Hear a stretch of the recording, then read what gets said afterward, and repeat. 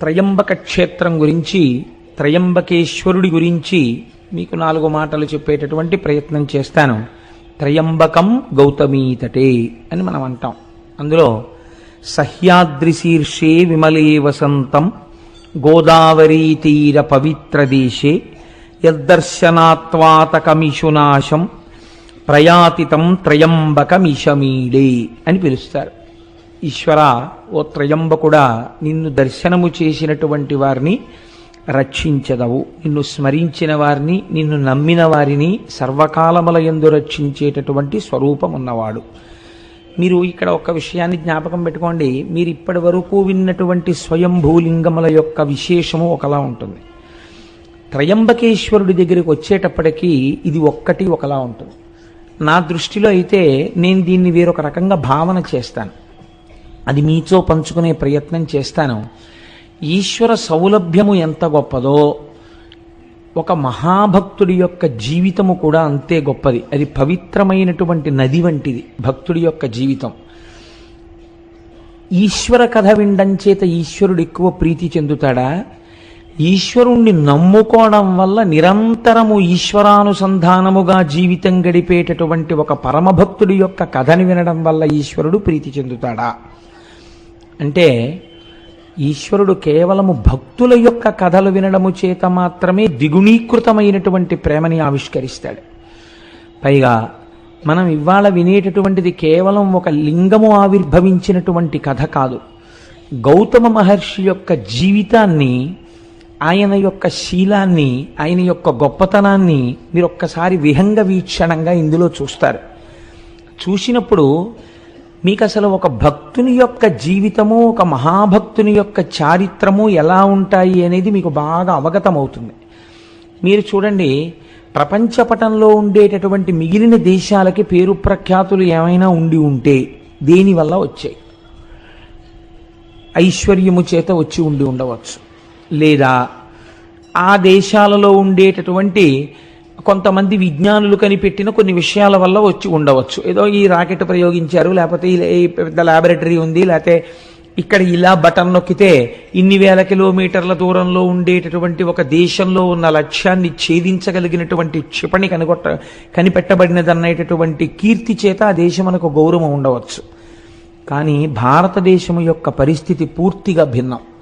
భారతదేశానికి గౌరవం దేనివల్ల అంటే భౌతికమైన సంపత్తి చేత భారతదేశము గౌరవింపబడలేదు. ఆ కోణంలో పరిశీలన చేస్తే అసలు భారతదేశం అంతటి ఐశ్వర్యవంతమైన దేశం మీకు ప్రపంచ పటంలో కనపడదు. ఒక్కొక్క మహారాజు గారిని చంపిన తరువాత ఒక్కొక్క కోటని కొన్ని నెలల పాటు దోచుకున్న ఐశ్వర్యం మిగిలిపోయింది. విజయనగర సామ్రాజ్య పతనం చదివితే కన్నుల నీరు కారుతుంది. 6 నెలలు దోచుకున్నారు విజయనగరం కోటని. అంత దోచుకున్నా ఇంకా ఎత్తుకెళ్ళడానికి ఐశ్వర్యం మిగిలింది. ఇక్కడి నుంచి ఎత్తుకుపోయింది కోహినూరు వజ్రం, ఇక్కడి నుంచి ఎత్తుకుపోయింది నెమలి సింహాసనం, ఇక్కడి నుంచి ఎత్తుకుపోయింది ఆయుర్వేదం, ఇక్కడి నుంచి ఎత్తుకుపోయింది అథర్వణ వేదంలో భాగాలు. అన్ని దేశాలకి ఇంకా పలకాబలపం పట్టుకోవడం రానటువంటి రోజులలో అద్భుతమైనటువంటి చారిత్రక సత్యములను కనిపెట్టినటువంటి దేశం ఈ దేశము. నాకు ఈ విషయం చెప్పినప్పుడు ఒక విషయం స్ఫురణలోకి వస్తోంది. నేను మొన్న అరుణాచలం వెళ్ళినప్పుడు విశాఖపట్నం నుంచి ఒక మెరైన్ ఇంజనీర్ సుబ్బారావు గారిని, వారి భార్య గారు, నాకు పేరు సరిగ్గా జ్ఞాపకం ఉంటే ఆవిడ పేరు భవానీ, ఆవిడ కూడా మాతో పాటుగా వచ్చారు. వచ్చినప్పుడు నేను ఏదో ఒక తపస్సమాధిలో ఉండేటటువంటి వ్యక్తి సమాధిగతుడైపోయిన, ఆయన శరీరాన్ని సమాధి చేసిన, అందులోంచి కొన్ని తరంగములు వస్తాయి అని పుస్తకాలలో ప్రతిపాదన చేశారు అన్నదానికి ఆవిడ సైన్స్ లెక్చరర్ అనుకుంటాను. ఈ మధ్య కాలంలోనే దీని మీద ఒక పుస్తకం వచ్చింది కోటేశ్వరారు, ఇది పరమ సత్యం అండి, అది ఎలా వస్తుంది అన్న దాని గురించి ఆవిడ నాకు ఆ విజ్ఞాన శాస్త్రానికి సంబంధించినటువంటి భాషలో మాట్లాడారు. నేను నిజంగా మన వాళ్ళు ఎంత గొప్పవాళ్ళంటే ఆ తల్లి ఎంత జీర్ణం చేసుకున్నారో ఆవిడ అన్నారు. బహుశः మన దేశంలో పెద్దలు ఒక మాట చెప్తే ఇది ఇలాగే ఎందుకు పాటించాలి అని ధిక్కరించి అడగడం లేదేమోనండి పూర్వం. పెద్దలు చెప్పారంటే నమ్మడమే అని అనుకుని ఉంటారు. అందుకే దాన్ని కథలుగా చెప్పారు, శాసనాలుగా చెప్పారు తప్ప వివరణలు ఇవ్వలేదు. ఈ సూత్రాల్ని ఇవాల్టి రోజున కొత్తగా కనిపెట్టబడినటువంటి విషయాలుగా విదేశాలలో చెప్పబడుతున్నాయి తప్ప ఇవి మన ఋషులు ఏనాడో దార్శనికులై చూసినవేనండి అన్నారు. నేను ఆ తల్లి యొక్క ఆ దర్శనానికి చాలా సంతోషించాను. మీరు చూడండి, మన దేశంలో కీర్తి దేని వలన వచ్చింది అంటే, ఒక్క సత్యాన్ని పట్టుకొని అబద్ధం ఆడకుండా ఆడిన మాటకి నిలబడిపోయి జీవితంలో ఏవైనా పక్కన పెట్టి సత్యానికి కట్టుబడినటువంటి వాడు త్రిమూర్తులను కిందకి ఎలా దింపగలడో చూపించిన వాడు హరిశ్చంద్రుడు. భూతదయతో శిబిచక్రవర్తి దానం చేసి ఎనలేని కీర్తి ప్రతిష్టలను తీసుకొచ్చిన వాడు శిబిచక్రవర్తి. తనని తీసుకెళ్లి రాజు బంధించి కొరడాలతో కొడుతుంటే ప్రతిఘటించకుండా పరమేశ్వరుణ్ణి స్తోత్రం చేస్తే ఈశ్వరుడే వచ్చి విడిపించేటట్టుగా చేయగలిగిన ప్రజ్ఞ చూపించిన వాడు అన్నమాచార్యుల వారు. తన తలనే నరుకుతున్న శిష్యులు ప్రార్థన చేస్తే నరసింహావతారం వచ్చి శంకరాచార్యుల వారిని రక్షించినటువంటి కాపాలికుడి కథ కలిగినటువంటిది ఈ భరతభూమి. మీరు ఎన్ని రకాలుగా చూడండి, భగవంతుడి యొక్క ఉపాసనని, భగవంతుడి యొక్క శక్తిని 1కి 10 మార్లు నమ్మి ఆవిర్భవింపచేసి ఆవిష్కరింపచేసినటువంటి పుణ్యపురుషుల వల్ల ఈ దేశానికి ఇంత పేరు వచ్చింది తప్ప భౌతికమైనటువంటి సంపత్తి వల్ల పేరు రాలేదు. మనం ఎప్పుడూ ఇన్ని ఖనిజాలున్నా, ఇన్ని గనులున్నా, ఇంత తీర ప్రాంతం ఉన్నా, ఇన్ని సముద్రాలున్నా, ఇన్ని నదులున్నా పట్టించుకోకుండా నిరాడంబరంగా జీవితాన్ని గడపడానికి ఇష్టపడి భగవంతుణ్ణి చేరుకోవడం మనుష్య జన్మకి ప్రయోజనం తప్ప ఈ వనరులతో ఎంత భోగం అనుభవించవచ్చనేటటువంటి దృష్టికోణమే లేని దేశం బహుశः ప్రపంచ పటంలో ఉంటే ఒక్క భారతదేశమే. అంత గొప్ప దేశం ఈ దేశం. అందుకే ఇక్కడ భగవద్గీత పుట్టింది. ఇది కర్మభూమి. ఇక్కడ ఉపనిషత్తులు పుట్టాయి, ఇక్కడ వేదాలు పుట్టాయి. అంత క్రైస్తవ మతాధిపతి అయినటువంటి పోప్ జాన్ పాల్ II భారతదేశంలో విమానం ల్యాండ్ అయినప్పుడు ల్యాడర్ మించి మెట్లు కిందకి దిగి భరతమాత మీద కాలు పెట్టకుండా మోకాళ్ళ మీద వంగి ఈ దేశపు నేలని ముద్దు పెట్టుకొని భగవద్గీత పుట్టిన చోట, వేదాలు పుట్టిన చోట, ఉపనిషత్తులు పుట్టిన చోట లెక్క పెట్టడానికి వీలు లేనంత మంది మహాపురుషులు పుట్టి నాదోపాసనతో, వేదోపాసనతో, భక్త్యోపాసనతో, కర్మోపాసనతో ఈశ్వరుణ్ణి 1కి 10 మార్లు సాక్షాత్కరింపచేసినటువంటి భూమిని నా పాదంతో తాకడానికి నా మనసు ఒప్పలేదు, నాకు అర్హత లేదు, ముద్దాడి దిగుతున్నానని కాలు పెట్టాడు ఒక విదేశీ. ఈ జాతి ప్రతిష్ట ఎంత గొప్పదో దాన్ని మీరు ఆలోచించండి. అటువంటి జాతికి మనం వారసులం. అటువంటి పుణ్యభూమి మీద కాలు పెట్టి తిరుగాడుతున్నటువంటి అదృష్టవంతులం. విశేషించి ఆంధ్రదేశంలో ఉన్నవాడు ఒక్క రాత్రి నిద్రపోతే శ్రీశైలం వెళ్ళిపోతాడు. ఒక్క రాత్రి రైల్లో పడుకుంటే తెల్లవారేటప్పటికి వెంకటాచలం వెళ్ళిపోతాడు. ఎటైనా వెళ్ళగలడు. అనేకమైనటువంటి పుణ్యనదులతో త్రిలింగ దేశంలో మనం ఉంటున్నాం. మనంతటి భాగ్యవంతులు వేరొకరు ఉండరు.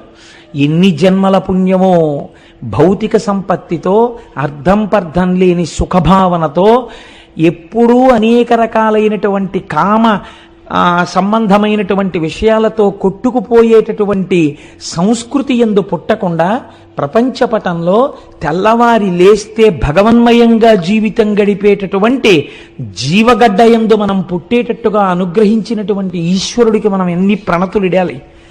నేను ఇవాళ ఎందుకు ఈ ఉపోద్ఘాతం మీతో విజ్ఞాపన చేయవలసి వచ్చిందంటే, మీరిప్పుడు వినబోయేటటువంటి త్రయంబకేశ్వర లింగం అటువంటిది. మీరు ఆ శివలింగము గొప్పదా, గౌతముడు గొప్పవాడా అని మీరు విచారణ చేస్తే, ఒకలా ఆలోచించి చూస్తే ఇక్కడ మాత్రం గౌతముడే గొప్పవాడు. ఇది అందుకే మిగిలినటువంటి లింగముల దగ్గర ఒక్క లింగం ఆవిర్భవించింది, 2 లింగములు ఆవిర్భవించాయి. త్రయంబకం విషయంలో అలా కాదు. ఒక నది ఆవిర్భవించింది, ఒక శివలింగం ఆవిర్భవించింది. మనం తెల్లవారి లేస్తే ఏ నదీ జలాలు తాగి బతుకుతున్నామో ఆ నదిని తీసుకొచ్చిన మహాపురుషుడి చరిత్ర ఇవాళ రాబోతోంది. మనం భవతి అంటారు సంస్కృతంలో. భవతి అంటే ఉన్నాను. ఇవాళ మనందరం భవతి ఉన్నాము అంటే దానికి కారణం ఎవరో తెలుసా అండి? గౌతమ మహర్షి. ఆయన తెచ్చిన గోదావరి నీళ్లే కదండి మనం తాగుతున్నాం. అటువంటి మహాపురుషుడి యొక్క చరిత్ర ఇవాళ మనం వినబోతున్నాం. దీనికి ఈశ్వరుడు నిజంగా ఎంత సంతోషాన్ని పొందుతాడో చూడండి. వీళ్ళు కృతజ్ఞతాభావంతో వింటున్నారని ఆనందిస్తాడు. ఇప్పుడు మీరు ఆ కోణంలో నేను ఎందుకు ఈ విషయాన్ని మీకు విజ్ఞాపన చేశానంటే, ఇప్పుడు నేను చెప్పబోయేటటువంటి విశేషాన్ని మీరు ఆ కోణంలో పరిశీలన చేస్తే ఎందుకు ఈ మాట అన్నారు? లింగ ఆవిర్భావము కన్నా మహాత్ముని యొక్క జీవితమే గొప్పది ఒకలా చూస్తే అని అన్నారే, అలా ఎక్కడుంది ఇందులో అన్న విచారణ చేస్తూ మీరు వినే ప్రయత్నం చెయ్యండి. అది మీ జీవితానికి కూడా ఎంత గొప్ప కొత్త కోణాన్ని తొడుగుతుందో ఆలోచించండి. దీన్ని ప్రారంభం చేస్తూ ఆ శివమహాపురాణంలో ఒక మాట చెప్తారు. మునికులమందు గౌతముడమోఘ తపో విభవాజ్యుడై భృశంబనిశము శంభులింగనియ అనిశము శంభులింగ నియతార్చన సల్పుచు పత్నితో వసించను హరువొప్ప బ్రహ్మగిరి చేరువనొక్క వనస్థలంబునన్ అనువుగ శిష్యకోటి తన ఎండ పఠింపగ న్యాయశాస్త్రముల్. గౌతముడు చాలా గొప్ప మహర్షి. ఆయన గురించి ఎంత చెప్పినా తక్కువే. అటువంటి గౌతమ మహర్షి తన శిష్యులతో కలిసి ప్రతిరోజు శంభులింగారాధనమును చేస్తున్నాడు. ఆ లింగమునకు ఆయన ఏమని పేరెట్టుకున్నాడో చూడండి. శంభులింగాన్ని నేను ఆరాధన చేస్తున్నాను అన్నాడు. ఇది పూర్వకాలంలో మీరు ఒక 50 పేర్లు చూస్తే 51వ పేరు ఇది ఉండేది, శంభులింగం అని. అసలు ఈ పేరే కనుమరుగైపోయింది. వెర్రి పేర్లు, విచిత్రమైన పేర్లు. కలియుగం కదండి, నామస్మరణ జరగడానికి కూడా అవకాశం లేని రీతిలో కట్టడి చేస్తున్నాడు కలిపురుషుడు. కాబట్టి ఇన్ని పిచ్చి పేర్లు అర్థం ఉండదు అసలు. ఆ పిచ్చికి ఒక్కటి ఈశ్వర సంబంధంతో లేవు. అంత పిచ్చి పేర్లన్నీ వచ్చేసాయి ఇవాళ రేపు. ఆయన తను ఆరాధన చేసిన లింగమునకు శంభులింగము అని పేరు పెట్టాడు. శంభులింగము అంటే మీకు నేను శంభు అన్న నామం దగ్గర వ్యాఖ్యానం చేసి ఉన్నాను.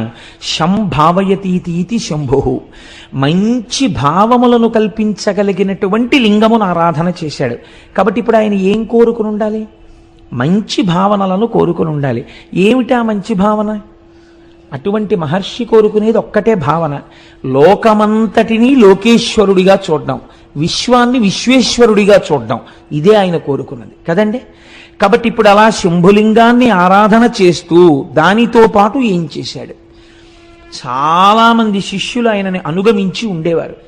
వాళ్ళందరికీ అనేకమైనటువంటి శాస్త్రములను బోధ చేస్తూ బ్రహ్మగిరి అనబడేటటువంటి ఒక పర్వత శిఖరము యొక్క పాదమూలమునందు ఆశ్రమమును నిర్మాణము చేసుకుని ఆ శంభులింగారాధన చేస్తూ పరమ పవిత్రమై యజ్ఞవేది ఎందున్నటువంటి అగ్నిహోత్రం ఎంత పవిత్రమో అంత పవిత్రమైనటువంటి జీవితాన్ని ఆయన గడుపుతున్నాడు. ఇలా గడుపుతుండగా అంతకొండొక కాలంబునందు పొడమికడు అనావృష్టి పొదలని ఎక్కడలగాని త్రావ నీళ్లు కరువయ్యే గ్రాసమసలే శూన్యమయ్యను దశలనే చోటనేని.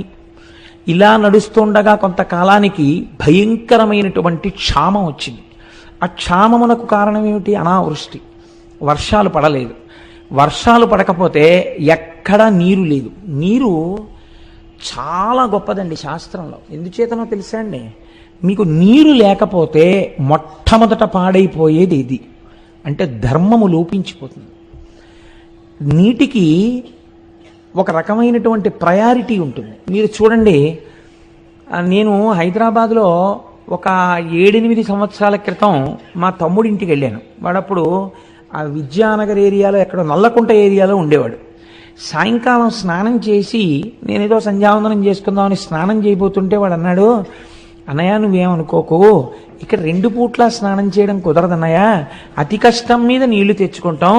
ఇక్కడ నువ్వేదో పవిత్రోవా సర్వావస్థాంగతోపివా యస్మరేత్ పుండరీకాక్షం స్వాహ్యాభ్యంతర శుచి పుండరీకాక్ష అనుకుని సంధ్యావందనం చేసుకోవాలి. ఇప్పుడు ఏమైంది? స్నానము లోపించింది. ఇంకా నీరుకు కొదవచ్చింది అనుకోండి, అర్ఘ్యం ఇవ్వడానికి కూడా మనం ఇబ్బంది పడిపోతాం. కొన్ని నీళ్లు అర్ఘ్యం ఇచ్చేస్తే గుక్కెడు నీళ్లు తాగడానికి తగ్గిపోతాయని సంధ్యావందనాలు కూడా పోతాయి. ధర్మలోపము దేని వలన ప్రారంభమవుతుంది అంటే నీరు తక్కువైపోవడం వల్ల ధర్మలోపం ప్రారంభమైపోతుంది. కాబట్టి నీరు ఈ లోకాన్ని నిలబెట్టడం, మనిషిని నిలబెట్టడం రెండింటినీ నీరు చేస్తుంది. కాబట్టి నీరు చాలా గొప్పది. అటువంటి నీరు ఎందుకుండదు? ఒక్కటే కారణం, నీరు ఎందుకు భూమి మీద తగినంత దొరకని రోజులు వస్తాయి అని అడిగితే దీనికి లింగ పురాణం సమాధానం చెప్పింది. సంజీవనం సమస్తస్య జగత సలిలాత్మిక భవ ఇత్యుచ్యతే మూర్తిర్భవస్య పరమాత్మనః అని. భవ అంటే బతికించువాడు, ఏ రూపంలో బతికిస్తాడు? సంజీవనం సమస్తస్య, అన్నిటినీ బతికిస్తాడు. ఎలా? చెట్లు, చామలు, పురుగులు, పుట్ర, మనుషులు అందరూ బతుకుతారు. దేనివల్ల?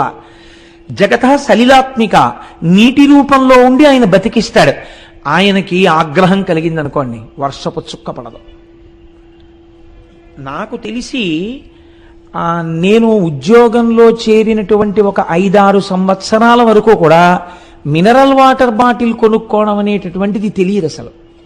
మినరల్ వాటర్ బాటిల్ కొనుక్కోవడం అనేటటువంటి సంప్రదాయం బహుశా నాకు తెలిసి ఒక 5-6 ఏళ్ల నుంచే బాగా వృద్ధిలోకి వచ్చిందేమో అనుకుంటున్నాను.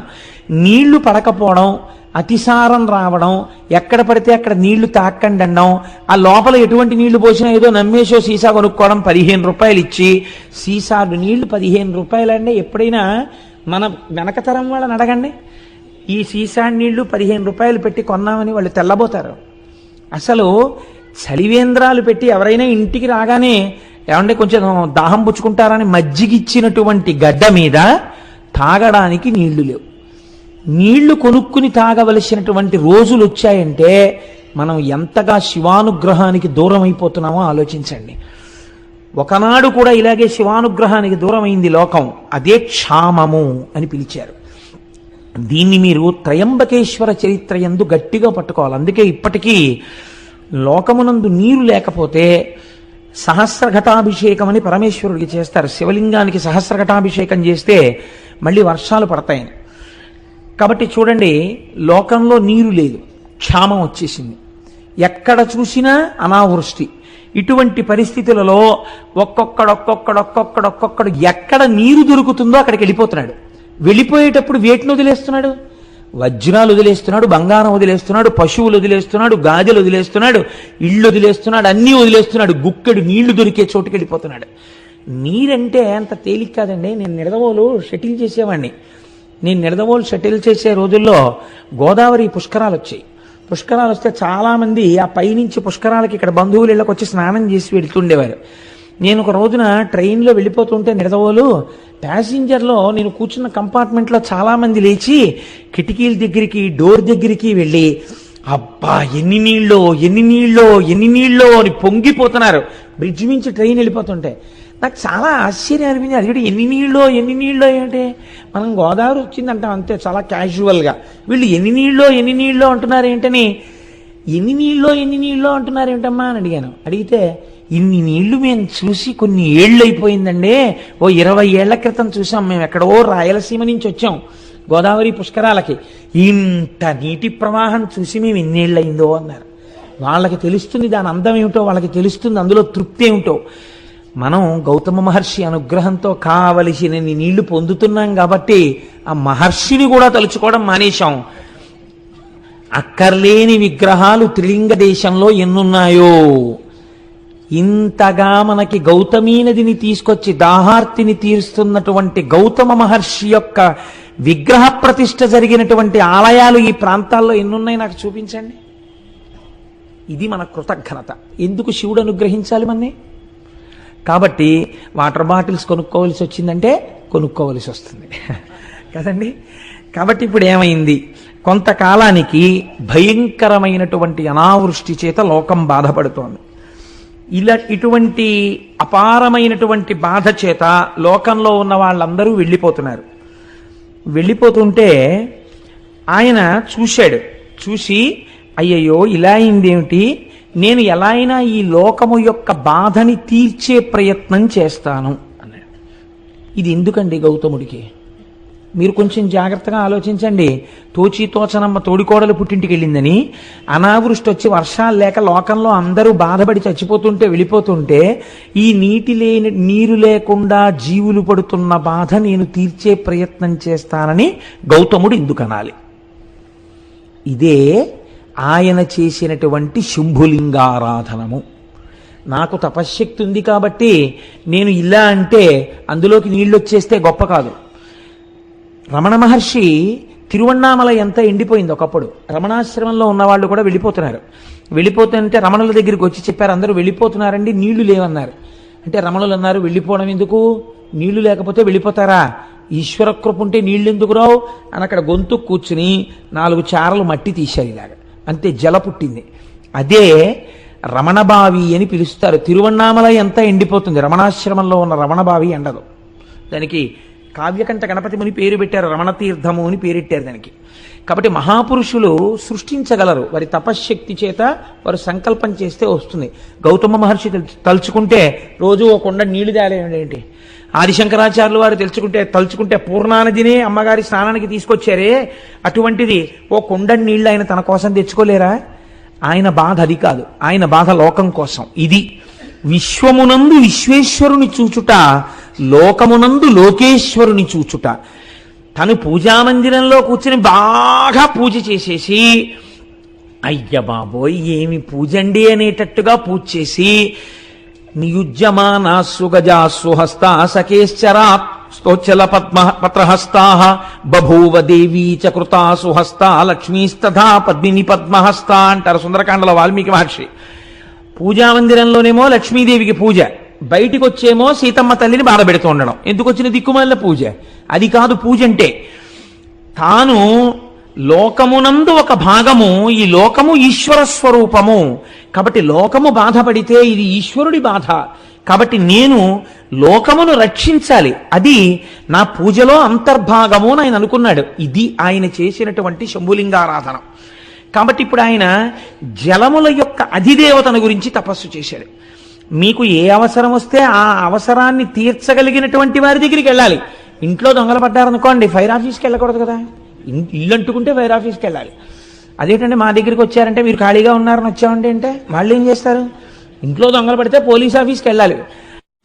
ఈశ్వరుడు లోకం కృతజ్ఞతతో ప్రవర్తిస్తోంది.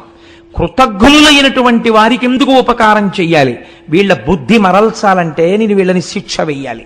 తండ్రి కొడుకుని మార్గంలో తేవడానికి ఎలా శిక్షిస్తాడో అలా నేను శిక్షించాలి. కాబట్టి మీరు వర్షించకండి అని ఆజ్ఞాపించాడు.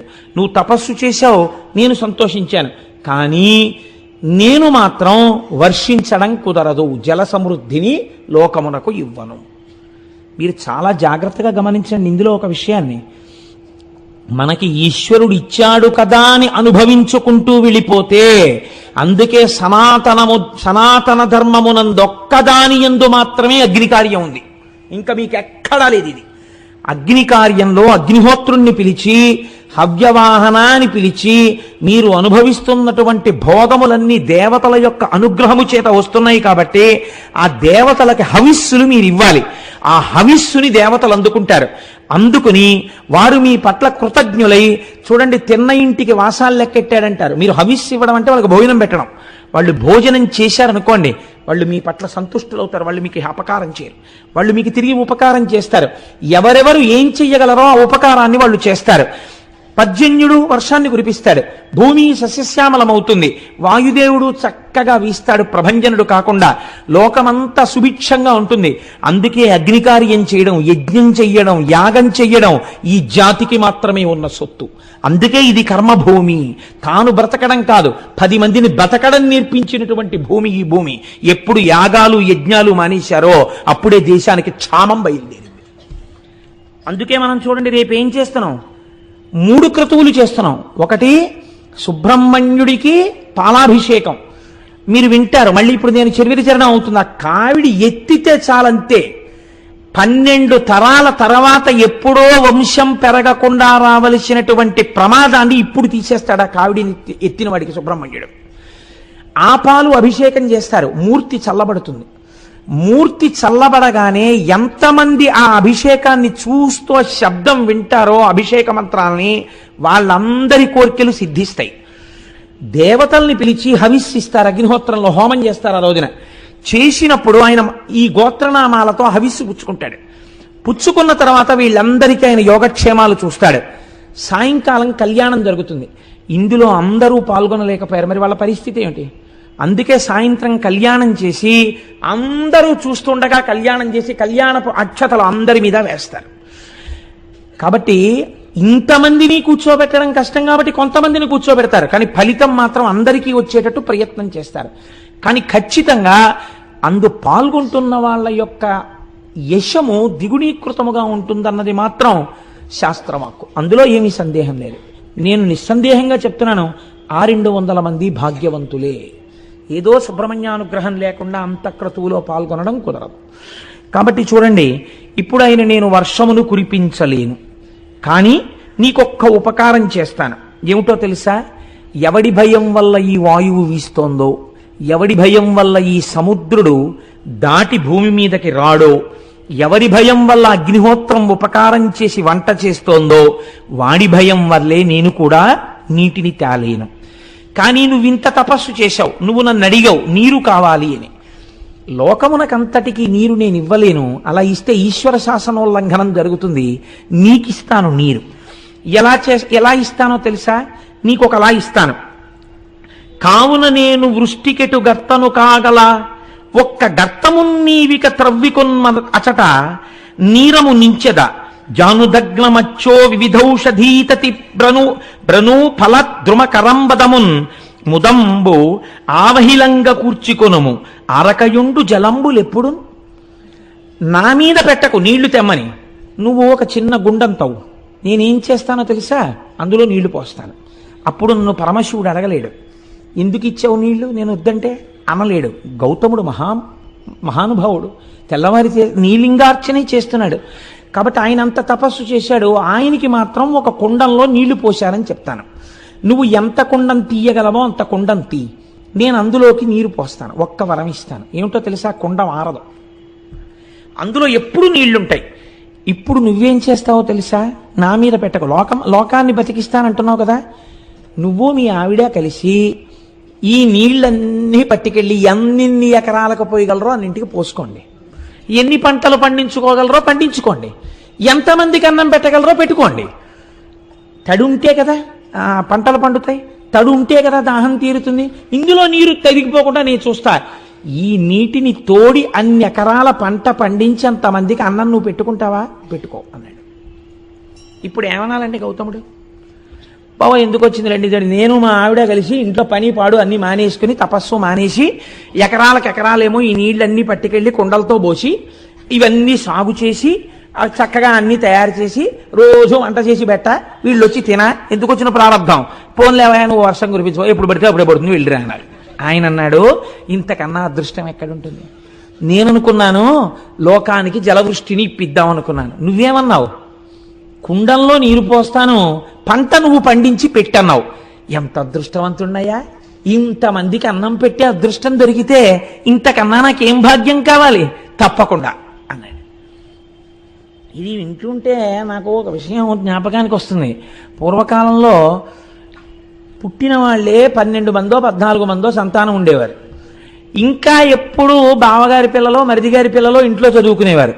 ఇది కాక ఓ 2 3 పేద విద్యార్థులకి వారాలు అన్నం పెడుతుండేవారు. ఇంటికొచ్చిన అతిథిని మీరు ఎప్పుడు ఎడతారో అని మళ్ళీ అడగడం తెలియదు. వాళ్ళు నెలలు ఉంటుండేవారు, వాళ్ళకి వండి పెడుతుండేవారు. ఇన్ని చేస్తున్నా ఎంత సంతోషంగా వాళ్ళ జీవితాలు వెళ్ళిపోయాయో. ఒక్కనాడు లేదన్న బాధ లేకుండా వాళ్ళు సంతోషంగా గడిపేశారు.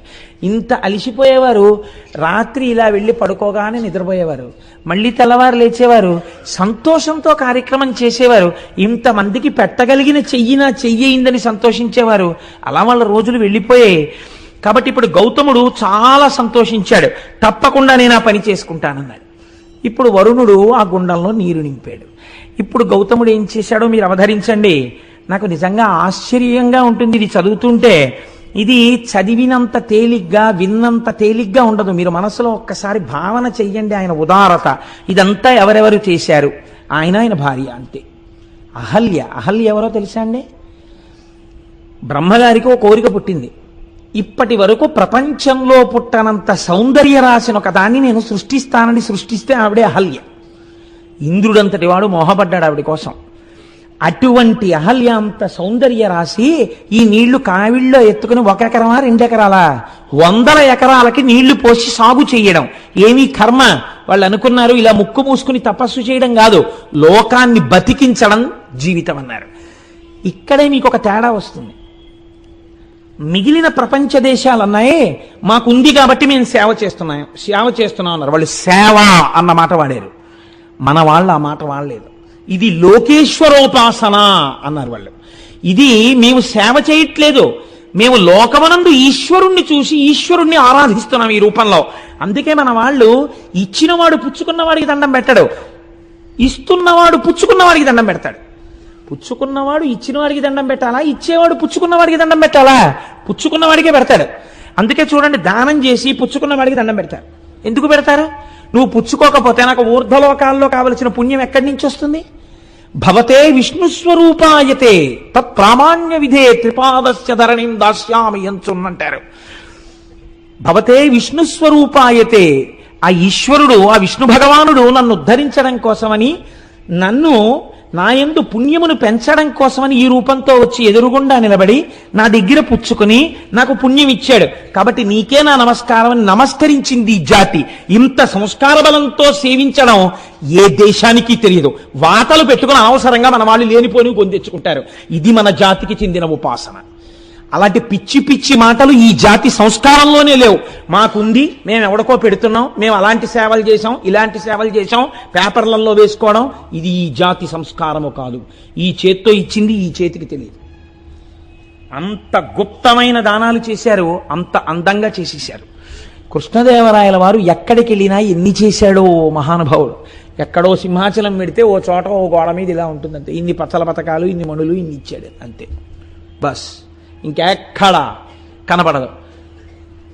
ఇంత మిట్టు గుళ్ళో కట్టిస్తే కీర్తిశేషులు ఫలానా వాడి ఫలానా ఆవిడ యొక్క కుమారుడైన ఫలానా వాడు అదేంటి మళ్ళీ బ్రాకెట్లో వీడు ఎప్పుడో 20 ఏళ్ల క్రితం చేశాడు దిక్కుమాలిన ఉద్యోగం ఒకటి, రిటైర్డ్ సో అండ్ సో, ఈ మెట్టును బహూకరించినారు అని వీడి పేరు కొన్ని వేల మంది తొక్కుతూ ఉండాలి. ఎంత కీర్తి కండుతో! అది ఈ జాతికి ఉన్నటువంటి దురద కాదు. గుప్తంగా దానం చేయడం ఈశ్వరోపాసనగా లోకాన్ని సేవించడం. కాబట్టి ఇప్పుడు గౌతముడు ఏం చేశాడు?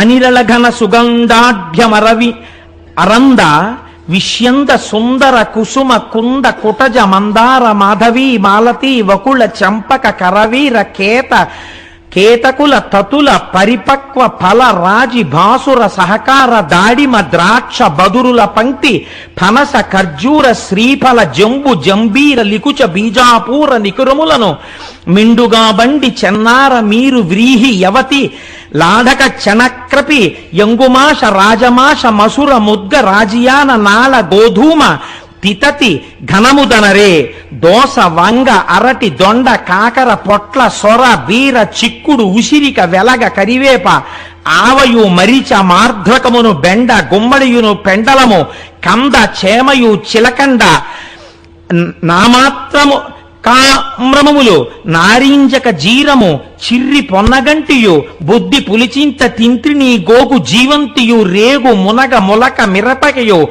జుశ్రకాకినులు బత్సలియును చెమ్మయున్ బడమ మయును నాగ వల్లి లతలను క్రమములుగా వంగతతులు నారికడము లేలలు బలు తీరులలరే.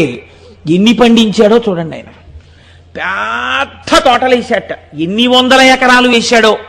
ఆయన భార్య కలిసి నీళ్లు పట్టుకెళ్ళి సేద్యం చేసి ఇవన్నీ పండించారు. ఎంత లిస్ట్ ఇచ్చాడో మహానుభావుడు. పువ్వులు కూడా పెంచారు వాళ్ళు. అయ్యయ్యో, 5వ తనానికి చిహ్నం కదా, పువ్వులు ముడుచుకోవాలి, ఇంటికి వచ్చినటువంటి ఆడబడుచుకి పువ్వులు ఇవ్వాలి, అందుకని పువ్వులు ఉండాలి, పూజ చేసుకుంటే పువ్వులు ఉండాలి.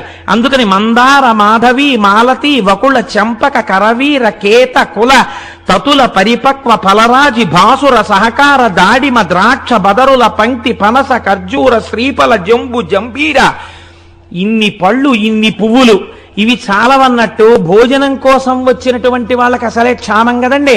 ఏదో ఓ పప్పు, ఓ కూర, ఓ పచ్చడి, ఓ పులుసుతో సరిపెట్టుకోండి అనకుండా దోస వంగ అరటి దొండ కాకర పొట్ల సొర బీర చిక్కుడు ఉసిరిక వెలగ కరివేప ఆవయు మరిచ మార్ధ్రకమును బెండ గుమ్మడియును పెండలంబు కంద చేమయు చిలకడము నామ్రతకామ్రమములు నారింజ జీరకము చిర్రి పొన్నగంటియు బొద్ది పులిచింత తింత్రిని గోగు జీవంతియు రేగు మునగ ములక మిరపయు.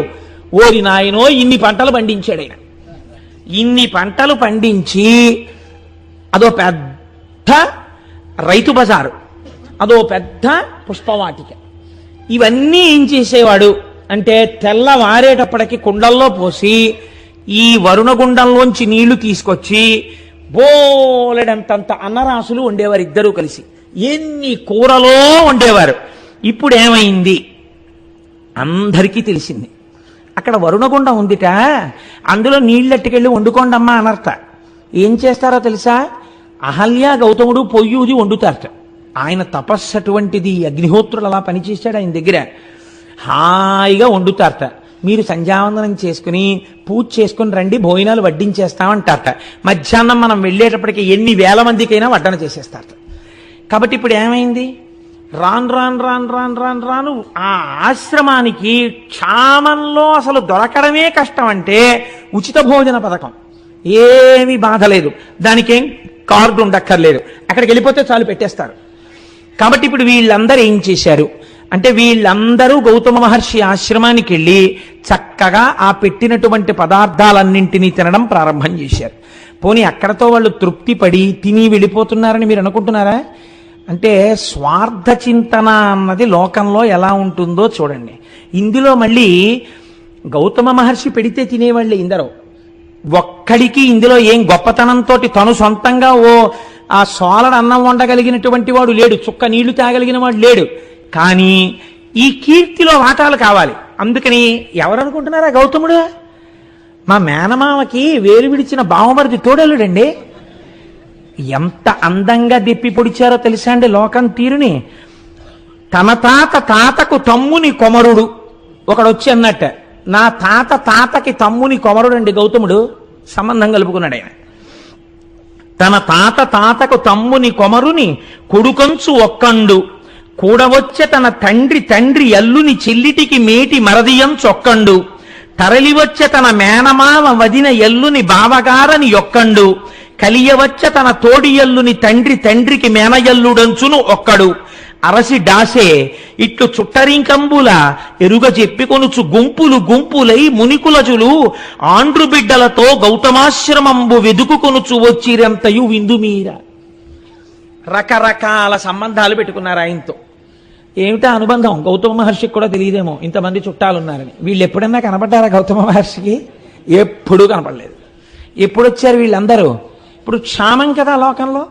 అందుకని ఎంతంత దూరపు చుట్టరికాలని ఎంతంత దగ్గరగా చెప్పారో చూడండి. చెప్పి వీళ్ళందరూ దగ్గర చేరారు. వయసి గతే కక్కామ వికార శుష్కే నీరే కక్కాసార క్షీణే విత్తే కప్పరివారో జ్ఞాతే తత్వే కస్సంసార అంటారు శంకరాచార్యుల వారు. ఇప్పుడు వీళ్ళందరూ చేస్తున్నదేమి? నా భాషలో చెప్పాలంటే పడి తింటున్నారు కదండి.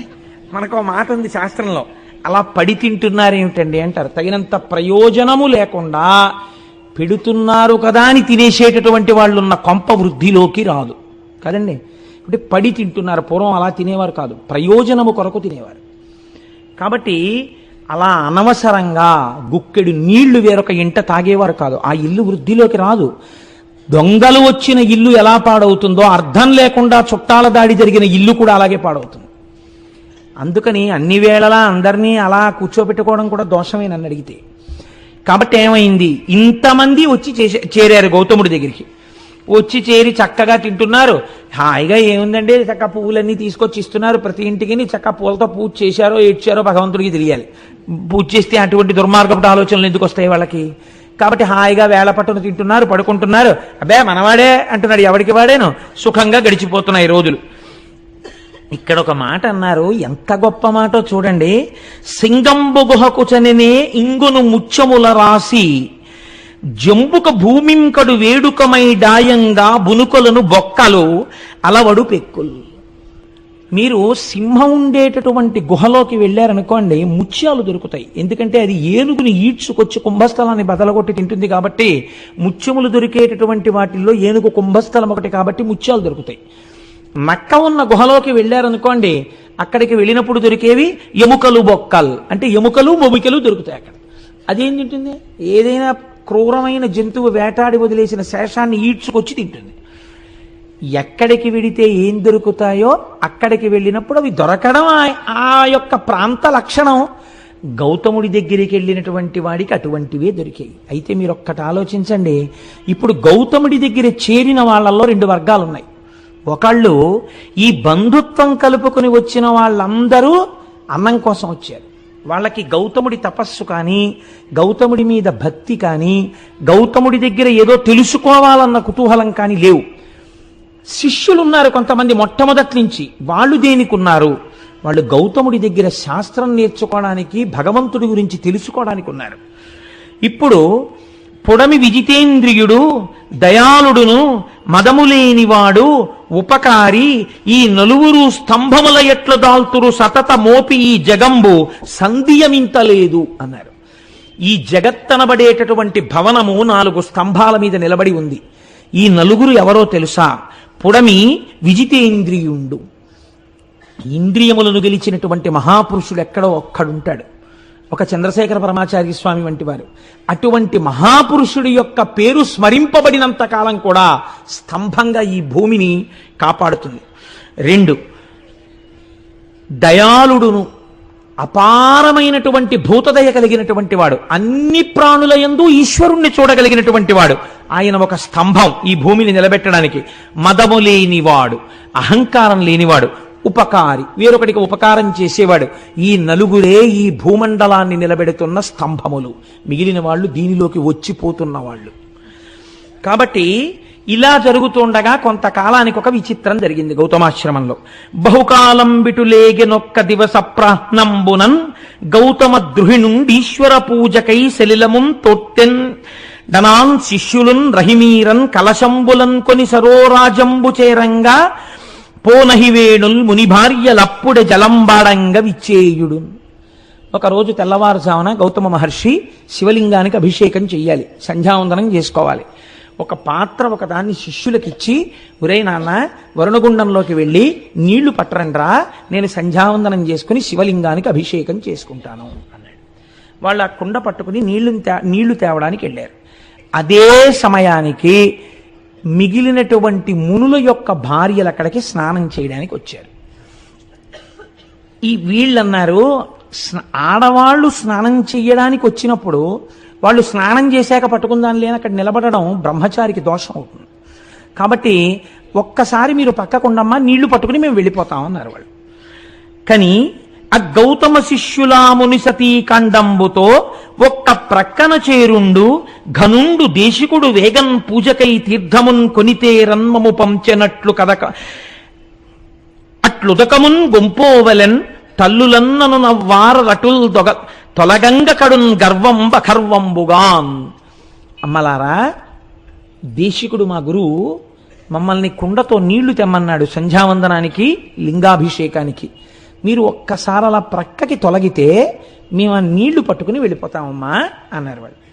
అనేటప్పటికీ వాళ్ళు అన్నారు, మీకు ఎంత మిడిసిపాటు వచ్చిందిరా, మీకెంత గర్వం వచ్చిందిరా, మునిపత్నులం మేము స్నానానికి వచ్చామా? మా స్నానం కన్నా గౌతముడికి సంధ్యావందనమును అభిషేకం ఎక్కువయ్యాయా? ముందు గౌతముడికి నీళ్ళు వెళ్ళాలా ఇక్కడి నుంచి? అంత గర్వం వచ్చిందా గౌతముడికి అంటే? చూశారా, ఇంటి యజమాని అన్నం తిన్న తరువాత విదిల్చినటువంటి చేతి ఎంగిలి మెతుకులు తిన్న కాకి బలిసి యజమాని తల మీద తంతే ఎలా ఉంటుందో వీళ్ళ బ్రతుకులు అలా ఉన్నాయి. కాబట్టి ఇప్పుడు ఈ మాట అన్నారు అని వాళ్ళు చరచరా అక్కడి నుంచి బయలుదేరి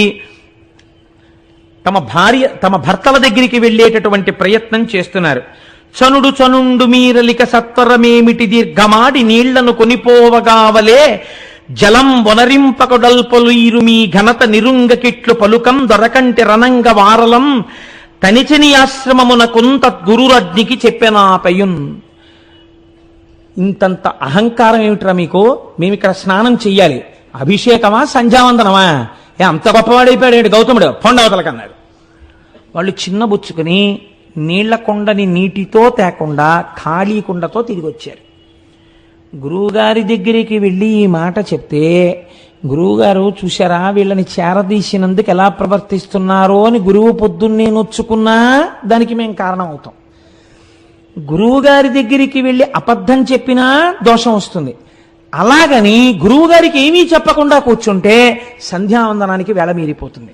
కాబట్టి ఇప్పుడు ఎలా మనం ధర్మ సంకటంలో పడ్డాం అనుకున్నారు ఆ బ్రహ్మచారులు అని వాళ్ళు ఏం చెయ్యాలో అర్థం కాక, బిడ్డడు నాన్నగారి దగ్గర ఏదైనా చెప్పడానికి ఇబ్బంది పడినప్పుడు అమ్మ దగ్గరికి స్వతంత్రంగా వెళ్ళినట్టు గురుపత్ని అయిన అహల్య దగ్గరికి వెళ్ళారు.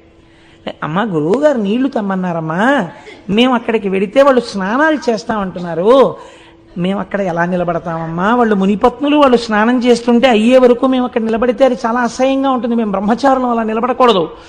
వాళ్ళు ఒక్క కుండరు నీళ్లు పట్టుకుని మేము వెళ్ళిపోతామంటే అనరాని మాటలని మమ్మల్ని పంపించేశారమ్మా. ఇప్పుడు గురువుగారి దగ్గరికి ఖాళీ కుండతో ఎలా వెళ్ళడము అని బెంగ పెట్టుకున్నామమ్మా అని చెప్పారు వాళ్ళు. వాళ్ళు ఎంత ధార్మికమైన నడువడితో ఉన్న బ్రహ్మచారులో చూడండి. అందుకే నేనన్నా అక్కడ 2 వర్గముల మనుషులు ఉన్నారు అని. ఇప్పుడు ఆవిడేం చేసింది? అహల్య. ఇప్పుడు ఇంతమందికి ఇంత నోరుంటే ఆవిడకు ఉండక్కర్లేదు ఏంటండి? ఆవిడ కూడా వెళ్ళి, మీ ఆయన తీసుకొచ్చాడా ఈ గుండం, మీ ఆయన తీసుకొచ్చాడా ఈ నీళ్లు, కష్టపడింది ఆయన, తెల్లారు లేస్తే ఆయన మోచేతి నీళ్లు తాగుతున్నారు మీరు మీ భర్తలను, ఆయన అభిషేకానికి నీళ్లు పట్టుకెళ్ళొద్దనడానికి మీనెవరు అని వీధి కొళాయి దగ్గర జట్టీలాడుకున్నట్టు దెబ్బలాడుకోవచ్చు. అలా దెబ్బలాడితే ఆవిడ మహాపతివ్రత అహల్య ఎందుకు అవుతుందండి? కావలసింది ఇప్పుడు ఏమిటి? వాదులాడ్డం కాదు, అవతల వాళ్ళ తప్పించడం అంతకన్నా కాదు. వాళ్ళు మునిపత్నులు, లక్ష్మీ స్వరూపాలు. ముందు భార్యగా తన ధర్మమేమి వేళ మీరిపోకుండా భర్త సంధ్యావందనం చేసుకోవడానికి నీళ్ళు ఇచ్చేయాలి, అది భార్యాధర్మం. కాబట్టి ఇప్పుడు ఆవిడేం చేసింది? కడవన కొండు గైకొని తగన్ సరసీస్థలి చేరి నీరమున్ వడిగుని తెచ్చి ఇచ్చి తన భర్తకు దల్మిని దేవ పూజనాతడు పొనరించే అమ్మునుల దారలహల్య మదంబుతోడ ఈ ఎడమము బల్కరించకయే ఏగెను చుల్కన చేసి తానటుల్. అహల్య వేళ మీరిపోయిందనుకోండి, ప్రాయశ్చిత్తార్ఘ్యపూర్వక సంధ్యావందనం గరిష్యే నీళ్లు ముట్టుకుని 4 మాటలు అర్ఘ్యం ఇవ్వాల్సి ఉంటుంది గౌతముడు. ఆ పని ఆయనతో చేయించడమే ఎంత తప్పు. అందుకని ఆవిడ ఎవ్వరితో మాట్లాడకుండా ముందు భర్తకి నీళ్ళు ఇచ్చేయాలి. గబగబా వెళ్ళి వాళ్ళెవ్వరినీ పలకరించకుండా, ఇప్పుడు పలకరిస్తే వాదు జరుగుతుంది, వాదు జరిగితే భర్తకు ధర్మలోపం వస్తుంది. నేను ముందు గబగబా కడవతో నీళ్లు ముంచుకుని ఆవిడ వెళ్ళిపోయింది. ఆవిడ ఏమీ అనలేదు ఎవ్వరిని, ప్రసన్నమూర్తి అయి వెళ్ళిపోయింది. వెంటనే వాళ్ళన్నారు, చూశావా చుల్కన చేసి మమ్ములన్ అంటే మాతో మాట్లాడదనమాట. ఇది ఎంత దారుణంగా ఉంటుందో చూడండి లోకం ప్రవృత్తి. అడగచ్చు కదా, ఆ పిల్లలకి నీళ్ళు ఇవ్వలేదు కదా అని మమ్మల్ని అడగచ్చు కదా అంటే మేము మాట్లాడడానికి కూడా తాగం. వాళ్ళేమో ముండండి మా గురువు గారికి పట్టుకెళ్తా ఉన్నారు, ఏమిటమ్మా ఏదో నీళ్ల కోసం ఇక్కడికి వచ్చాం కాబట్టి వీళ్ళు ఇలా మాట్లాడుతున్నారు అంతే లోకం అని దెప్పి పొడవడానికి ఇద్దరినీ తీసుకున్నారు అనుకూలంగా. ఈవిడ చూడండి, ఆయనేమో అందులో కూర్చుని ముందు నాకు నీళ్లు పట్టరారా అని ఆయన పంపించాడు, ఈవిడేమో వాళ్ళని వద్దన్నాం కాబట్టి ఈవిడ కొండట్టుకు వచ్చేసి ఈవిడ ముంచేసుకుని ఈవిడ వెళ్ళిపోతుంది. పోనీ కనీసం ఏమ్మా బాగున్నారా, స్నానాలు చేస్తున్నారా నువ్వు పలకరించవచ్చు కదా, వీళ్ళని నేను పలకరించేది ఏంటి అని ఈవిడ వెళ్ళిపోయింది. ఇంత చులకనమాట మనం అంటే. ఇప్పుడు ఇందులోంచి ఏం బయలుదేరింది? రాగాలు పెడబొబ్బలు బయలుదేరి. ఎందుకు అంటే వాళ్ళకేం అవమానం జరిగిందండి అక్కడ? ఏమైనా అవమానం చేశారా? అవమానం జరగలేదు, అక్కసు బయలుదేరింది. అవతల ఉన్న వాళ్ళ నడువడిని గౌరవించలేని వాడు ఆయన యొక్క ధార్మిక జీవనాన్ని మెచ్చుకోలేడు. సరికదా, అక్కసు పెంచుకుంటాడు. కారణం ఏమిటి? నీ స్వభావం అటువంటిది, అందులోంచి వస్తోంది ఈ అక్కసు. నీ స్వభావాన్ని దిద్దుకోవాలి. కాబట్టి ఇప్పుడు వాళ్ళు ఏం చేశారు? గబగబా వెళ్ళి, పోవునుగాక ఈ పొగరు పోడిమియూడగ చేయకుందుమే దేవికి ఇంత ఎల్లిదమే దేబెలమా మగలంత ఇంతతో పో విడువారమే ఎనుచు పోయి స్వభర్తల సన్నిధానమందా విధమెల్ల మార్చి కడు అల్కజినింపగ చిప్పిరేడ్చుచున్. వాళ్ళందరూ ఏం చేశారంటే ఎంత గొప్ప మాట వేశారో చూడండి ఈ రచన యందు. మా మొగుళ్ళు దేవిరి కొట్టువాళ్ళ అన్నారు వాళ్ళు. అంటే దేవిరి కొట్టువాళ్ళ అంటే వాళ్ళకేమీ లేక ఒకళ్ళు పెడుతుంటే అంగలారుస్తూ తినేవాళ్ళు అనుకుంటున్నారా? ఈ మాట వెళ్ళి మొగుడిని అడిగారు. అంటే వాళ్ళకి నిజంగా వాళ్ళు ఇప్పుడు ఆ స్థితిలోనే ఉన్నారు. కానీ అలా భార్య అడిగేటప్పటికి కొంచెం కష్టం వచ్చింది. పైగా సామూహిక రోదన కార్యక్రమము అని ఒకటి సిద్ధం చేశారు. అందరూ కలిసి ఏడిచారు. ఏడుస్తూ వెళ్ళి చూడండి మా బతుకు ఎంత చులకనైపోయిందో. మీకు స్నానం ఏమిటి, ముందు దేశికుడికి తీసుకెళ్లాలని చెప్పి బ్రహ్మచారులు వచ్చారు. మేము స్నానం చేస్తుంటే ఓ పక్క నుంచి ఇంకింతకన్నా నగుబాటు ఉంటుందా? పైగా ఇదేమిటయ్యా స్నానం చేస్తున్నాం తర్వాత రండి అంటే, మేమేమిటో తప్పు చేసినట్టు అహల్య ఇలా ఇలా ఊపుకుంటూ వచ్చి కుండతో నీళ్ళు అట్టుకుపోయింది. కనీసం ఏమమ్మా అని కూడా మమ్మల్ని పలకరించలేదు. అంటే మా బతుకింత చులకనైపోయింది. వాళ్ళకి ఎందుకు అనుకుంటున్నారు? దేవిరి మొగుళ్ళు మా మొగుళ్ళని వాళ్ళు అనుకుంటున్నారు. అంటే వీళ్ళకేమైంది? అదేమిటి అనలేదు. ఏడుస్తూ వీళ్ళు ఇలా మాట్లాడేప్పటికీ వీళ్ళకి అలకొచ్చింది. మహాకోపం వచ్చేసి వెంటనే వీళ్ళు గణపతి హోమం మొదలెట్టారు. ఎంత చిత్రమో చూడండి లోకంలో. పోనీ వీళ్ళకైనా బుద్ధి ఉండాలి కదా. చెప్పుడు మాటలు విని వెంటనే ఆ చర్య తీసుకునే వాళ్ళ జీవితాలు ఇలాగే ఉంటాయి. ఎంత మునులైతే ఎవరికి కావాలండి? కాబట్టి వాళ్ళు ఏం చేశారు? అంత మునుల్ గడున్ముదులనగ్రహముంది కడింది నిష్టతో దంతిముఖున్ విధానమున తద్దయు గొల్వ అతండు వచ్చి మీ చింతల తీర్తు అంచితము చెప్పుడనంగా మునుల్ ముదంబుతో అంతము మీరనివ్వనికి బాపుడు గౌతమునన్ననాతడున్. వాళ్ళు దంతి మఖము అనబడేటటువంటి మఖం ఒకటి చేశారు. అంటే విఘ్నేశ్వరుణ్ణి ఉద్దేశించి వీళ్ళు చేసినటువంటి మఖమునకు తృప్తి పొందినటువంటి గణపతి యజ్ఞగుండంలోంచి ఆవిర్భవించారు. దేని కొరకు ఇంత కష్టపడి మీరు నా గురించి ఇంత గొప్ప మఖం చేశారు, నేను మీకు ఏం చేసి పెట్టాలని అడిగారు. ఏమీ లేదు, పొగరెక్కి ఉన్నాడు గౌతముడు. కాబట్టి ఈ ఆశ్రమంలోంచి గౌతముడు బయటికి తరమబడేటట్టుగా నువ్వేదో ఒక పథకం చేసి మమ్మల్ని రక్షించాలి అంటే ఆయన అన్నాడు, విఘ్నేశ్వరుడు మీరు అడగవలసిన మాటే ఇది. తగునే ఆకలి దప్పులన్ మరుగుచున్ దారల్ సుతుల్ శిష్యులన్ మిగులన్ బొక్కుచు ప్రాణభీతనిటకున్ మీరేగదేరన్ దయానుగుడై గౌతముడెల్లవారికి చటన్ బోనంబులర్పించి మీ వగవున్ బాపి అనంగ చేసనిపుడా బ్రాహ్మణ్యు నొప్పింతురే. ఒకనాడు మీకు తాగడానికి నీళ్లు లేక తినడానికి అన్నం లేకపోతే మీ భార్యలతో మీ బిడ్డలతో మీ శిష్యులతో ఇక్కడికొస్తే అయ్యో ఇంత కష్టపడుతున్నారా అని వాళ్ళిద్దరూ కలిసి పండించి వండి మీకు వడ్డించి అన్నం పెడుతుంటే ఆ గుండంలో నీళ్లు ఆయన పేరు మీద తడారకుండా పుడుతుంటే ఆయన్ని ఈ ఆశ్రమం నుంచి తరిమి క్షామంలోకి తోసి మీరు సుఖాలు అనుభవిద్దాం అనుకుంటున్నారా? ఎంత కృతజ్ఞత ఇది! దానికి నా కోసం మఖం చేశారా? నేను అటువంటి పని మీకు చేసి పెట్టాలా? ఎలా అడిగారయ్యా ఇలాంటి కోరిక? ఇలాంటి కోరిక మీరు కోరచ్చా? ఉపకృతి సల్పిన వారలకు అపకృతి చేయంగతల చుటతి ఇండితము అట్లపశయమనక అనర్చిన నృపశువు నశించునెంత నేర్పరియేని. అపకారికి అపకారమే చెయ్యకూడదు, ఉపకారికి అపకారం చేస్తారా? నశించిపోతారా లోకంలో మీరు? మీకు ఎందుకు పుట్టిందిరా ఈ కోరిక? ఇంతమంది కలిసి చేశారే, మీలో ఒక్కడికైనా ఈ ఆలోచన రాలేదా? తప్పు మనం ఇలా చేయకూడదు, ఇది కృతజ్ఞత అన్న ఆలోచన మీకు రాలేదా?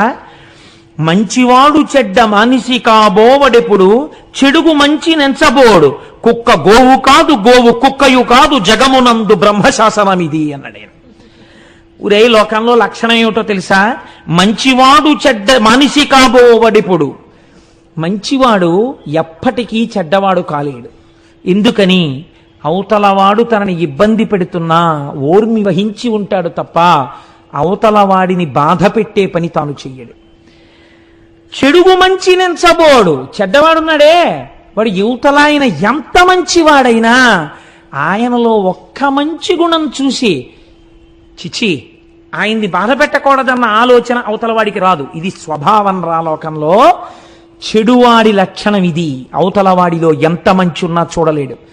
మంచివాడు అవతలవాడు ఎంత చెడ్డవాడైనా వాడు పాడవ్వాలని కోరలేడు. కుక్క గోవు కాదు గోవు కుక్క కాదు, కుక్క ఆవవలేదు ఆవు కుక్కవలేదు. ఇంతే లోకంలో బ్రహ్మశాసనం రా ఇది. అంటే ఇంకో మాటలో ఏమన్నాడు? మీరు కుక్కలు, ఆయన గోవు. మీరేం చేయగలరు ఆయన్ని? మీరు ఏం చేసినా ఆయన అభ్యున్నతికే పనికొస్తుంది.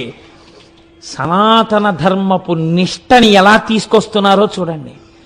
భగవంతుణ్ణి నమ్మినవాడు ఓర్మితో ప్రవర్తించిన వాడు చెడిపోడు.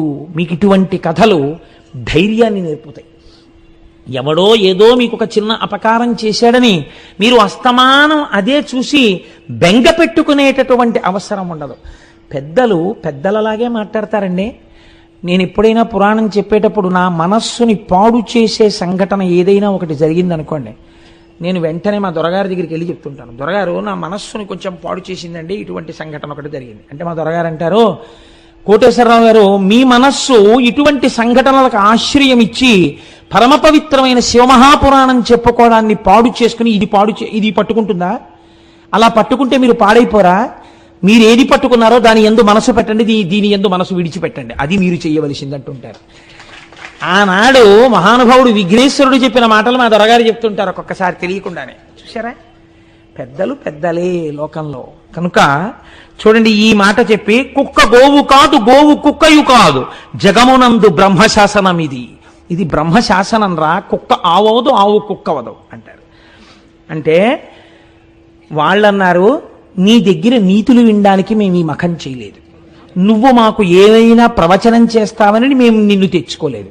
మాకు ఉన్న ఒకే ఒక కోరిక, గౌతముడు ఈ ఆశ్రమము నుంచి తరమబడాలి, అటువంటి కారణాన్ని నువ్వు సృష్టించాలి. నువ్వు అటువంటిది సృష్టిస్తే మేము చేసినటువంటి మఖమునకు నీవు ఫలితం ఇచ్చినట్టు, కాని నాడు నీవు కృతజ్ఞుడవైపోయినట్టు. ఆయన అన్నాడు, మీరు చేసిన మఖమునకు నేను ప్రీతి చెందాను, నేను తప్పకుండా మీ కోరిక తీరుస్తాను. కానీ ఇప్పుడే చెప్తున్నాను, చేసిన కృతజ్ఞపు పని వలన మీరు పాడైపోతారు. తన ఉపాసన యందు భంగం లేకుండా నడిచి వెళ్ళిపోయిన గౌతముడు సర్వోత్కృష్టమైన కీర్తిని పొందుతాడు. ఇది మీ మనస్సులో పెట్టుకోండి, నాకు అభ్యంతరం లేదు, మీ కోరిక తీరుస్తానన్నాడు. మిక్కిలి బక్కయా ఒకడు మేకొని వ్రీహివనంబు మేయుచున్ తొక్కుచునుండ గౌతముడు తొల్గగ చేయగా బూరిపోచపై నొక్కటి వేసే దనముద ఉర్వి సమాంతము కూలీల్గే హా ఎక్కడి దోషమందతి మహేశ్వర యంచు మునీంద్రుడేర్చుచున్. ఒక వృద్ధ గో ఒకటి ఆయన కష్టపడి వేసినటువంటి ఆ పళ్ళు ఆకుకూరలు ఉన్న చోటికొచ్చి తినేస్తోంది. గణపతి ఆ వృద్ధ ఆవు రూపంలో వచ్చారు. గౌతముణ్ణి ఆశ్రమం నుంచి తరిమివేయబడేటట్టుగా చెయ్యాలి. ఇప్పుడు మునుల కోరిక తీర్చాలి. ఈశ్వరుడు కూడా ఏ రకంగా కోరినా లొంగుతాడు. అందుకే మనకి గురువుల్లో నిషిద్ధ గురువు అని ఒకడు ఉంటాడు. వామాచారం నేర్పేటటువంటి వాళ్ళు, తప్పు విధానంలో ఈశ్వరార్చన చేసేటటువంటి వాళ్ళు కూడా గురువులే, కానీ నిషిద్ధ గురువు. ఆ గురువును ఆశ్రయించవద్దని చెప్పింది శాస్త్రం. సూచక గురువు, వాచక గురువు, బోధక గురువు, పరమ గురువు, నిషిద్ధ గురువు అని 5 గురువులు. కాబట్టి ఇప్పుడు చూడండి, ఇప్పుడు ఈ బక్కావు మేస్తుంటే ఆవుని గట్టిగా కర్రతో కొట్టినా చేత్తో కొట్టినా గోమోదక దోషం వస్తుందని మహానుభావుడు ఆయన ఏం చేశాడంటే, గౌతముడు అయ్యో ఆవు కదా ఇదని ఒక ఎండిపోయినటువంటి సన్నటి గడ్డిపరక తీసి ఆవు మీద ఇలా పడేసి హా అన్నాడు. అంతే. ఈ గడ్డిపరక పడగానే భూమికి సమాంతరంగా పడిపోయి గుడ్లు తేలేసేసి చచ్చిపోయింది ఆవు. ఇప్పుడు గౌతముడు ఆశ్రమంలోకి వెళ్ళిపోవచ్చు. ఆయన గుండెలు బాదుకుని ఏడ్చాడు. నేనే విసిరాను గడ్డిపోచ, నేను విసిరిన గడ్డిపోచకే చచ్చిపోయింది ఆవు, నాకు గోహత్యా దోషం వచ్చింది అని ఏడుస్తున్నాడు ఆయన. ఇన్ని తెలుసున్న వాడికి ప్రాయశ్చిత్తం తెలియదండి. ఆయన ప్రాయశ్చిత్తం కోసం వెంపర్లాడట్లా, ఒక ఆవును చంపేశాను రా చూస్తూ అని ఏడ్చాడు. ఆవుల్నే పట్టుకెళ్ళి వజ్రశాలలో తెగతారుస్తున్నా చూస్తూ దేశం ఊరుకుంటే వానలు పడమంటే ఎక్కడ పడతాయండి? ఎక్కడో కొంతమంది మహానుభావులు కలిసి జంతు హింసా నివారణ సంఘం అని పెట్టి కత్తి వేటుకి నరకబడుతున్న ఆవుల్ని తెచ్చి గడ్డి వేసి రక్షిస్తున్నారు అక్కడ. కనుక చూడండి, ఇప్పుడు ఆ ఆవు చచ్చిపోతే ఈయన ఏడుస్తుంటే కనిమునులు తదంగనలు గౌతము చేరి విధం బెరింగి గోఘ్న నిబిడ పాపి ఎంతటి అకార్యమునర్చితి ఓరి నీ మొగంబునగన దోషము ముప్పుతిల బొమ్మటకేని వనంబు బాసి నీ అనుచర పుత్ర మిత్రదగి తాదుల తోడ్కుని వేగదవులన్ అన్నారు. ఆయన భార్య వచ్చి ఏడుస్తోంది అహల్య, శిష్యులు వచ్చి ఏడుస్తున్నారు. వెంటనే ఈ మునులు విన్నారు, మునిపత్నులు విన్నారు. ఉరే మన కార్యం సిద్ధించిందిరా అనుకున్నారు. సంతోషంగా అందరూ వచ్చారు. ఏమైంది అని అడిగారు. నేను గడ్డిపరక విషయానమ్మా, ఆవు చచ్చిపోయింది అన్నాడు ఆయన. ఛీ దుర్మార్గుడా, ఆవును చంపిన నీ మొహం చూస్తే మహాపాతకాలు వస్తాయిరా, నీ మొహం చూడకూడదు మేము ఇప్పుడు, నువ్వు ఇక్కడే కూర్చుంటామే, ఇంకా నీ మొహం మాకు చూపిద్దామన్నా, లే పోదబో, నువ్వు నీ భార్యని నీ బిడ్డల్ని నీ శిష్యుల్ని తీసుకుని ఈ ఆశ్రమం వదిలి దూరంగా ఎక్కడికన్నా పో. ఆయన పెట్టిన కూడు తిని బలిసి ఎంతటి మాటలు అన్నారో చూడండి. అక్కడతో ఊరుకున్నారు అనుకుంటున్నారా? నీవిచట నుండమేమిందు నిలువరాదు. నువ్వుంటే లేవా, అయితే మేము వెళ్ళిపోతాం. నువ్వుంటే మేము ఉండకూడదు, నువ్వు గోహత్య చేసిన వాడివి. దేవ ఋషి పితృ కార్యములు తీర్పరాదు. నీలాంటి గోహత్య చేసిన వాడు ఉన్న చోట దేవతలు ఆహారం తీసుకోరు, హవిస్సులు. పితృదేవతలు పుచ్చుకోరు. అగ్ని కార్యం పనికిరాదు, మాకు పాపం వస్తుంది. కాబట్టి హవ్య కవ్యంబులను గొనరగ్నిపితలు, హవ్య కవ్యములను పుచ్చుకోరు అగ్ని పితృదేవతలను. కాబట్టి సాగు సకుటుంబమెటకేని చక్కనిప్పుడు, వెంటనే నీ కుటుంబాన్ని తీసుకుని ఇక్కడి నుంచి పో ఎక్కడికైనా అన్నారు. అనేటప్పటికీ పాపం ఆయన చూసి, దైవ పితృ మఖముల ఏవే విధమున సల్ప కూడా తెరుగుమిది మొదల్, నీ వనరించిన దురితం బే వడవున సడబడద ఎక్కుడు భరమవు. ఓ గౌతమ, వెళ్ళిపోదాం అనుకుంటున్నావేమో, వెళ్ళిపోవడం కాదు. ఇవాళ నుంచి నువ్వు అగ్నికార్యం చేయకూడదు, నువ్వు దేవతలను ఆరాధించకూడదు, నువ్వు పితృదేవతలకు ఏ విధమైనటువంటి పూజలు చెయ్యకూడదు. ఎందుకో తెలుసా? గోహత్య చేసిన నీలాంటి దుర్మార్గుడు పూజ చేస్తే భగవంతుడు నొచ్చుకుంటాడు రా. భగవంతుడు నొచ్చుకుంటే భూమికి భారం ఎక్కువైపోతుంది నువ్వు చేసే పాపపు పనుల వల్ల. ఒక పాపం మీద ఇంకో పాపం చేద్దాం అనుకుంటున్నావేమో, వెళ్ళి మళ్ళీ అగ్నికార్యాలు చేద్దాం, పూజలు చేద్దాం అనుకుంటున్నావేమో, అదేం కుదరదు. నువ్వు దూరంగా ఎక్కడికైనా పో, అంతే. ఇప్పుడు ఆయన ప్రాణం ఏమిటండి? ఈశ్వరార్చన. ఆయన భగవంతుణ్ణి అర్చించకుండా ఉండలేడు, ఆయన భగవంతుణ్ణి అభిషేకించకుండా ఉండలేడు, ఆయన అగ్నికార్యం చేయకుండా ఉండలేడు, ఆయన సంధ్యావందనం చేసుకోకుండా ఉండలేడు. అటువంటి వాడిని నువ్వేమీ చెయ్యొద్దన్నారంటే చంపేశారు ఆయన ఇంకో రకంగా.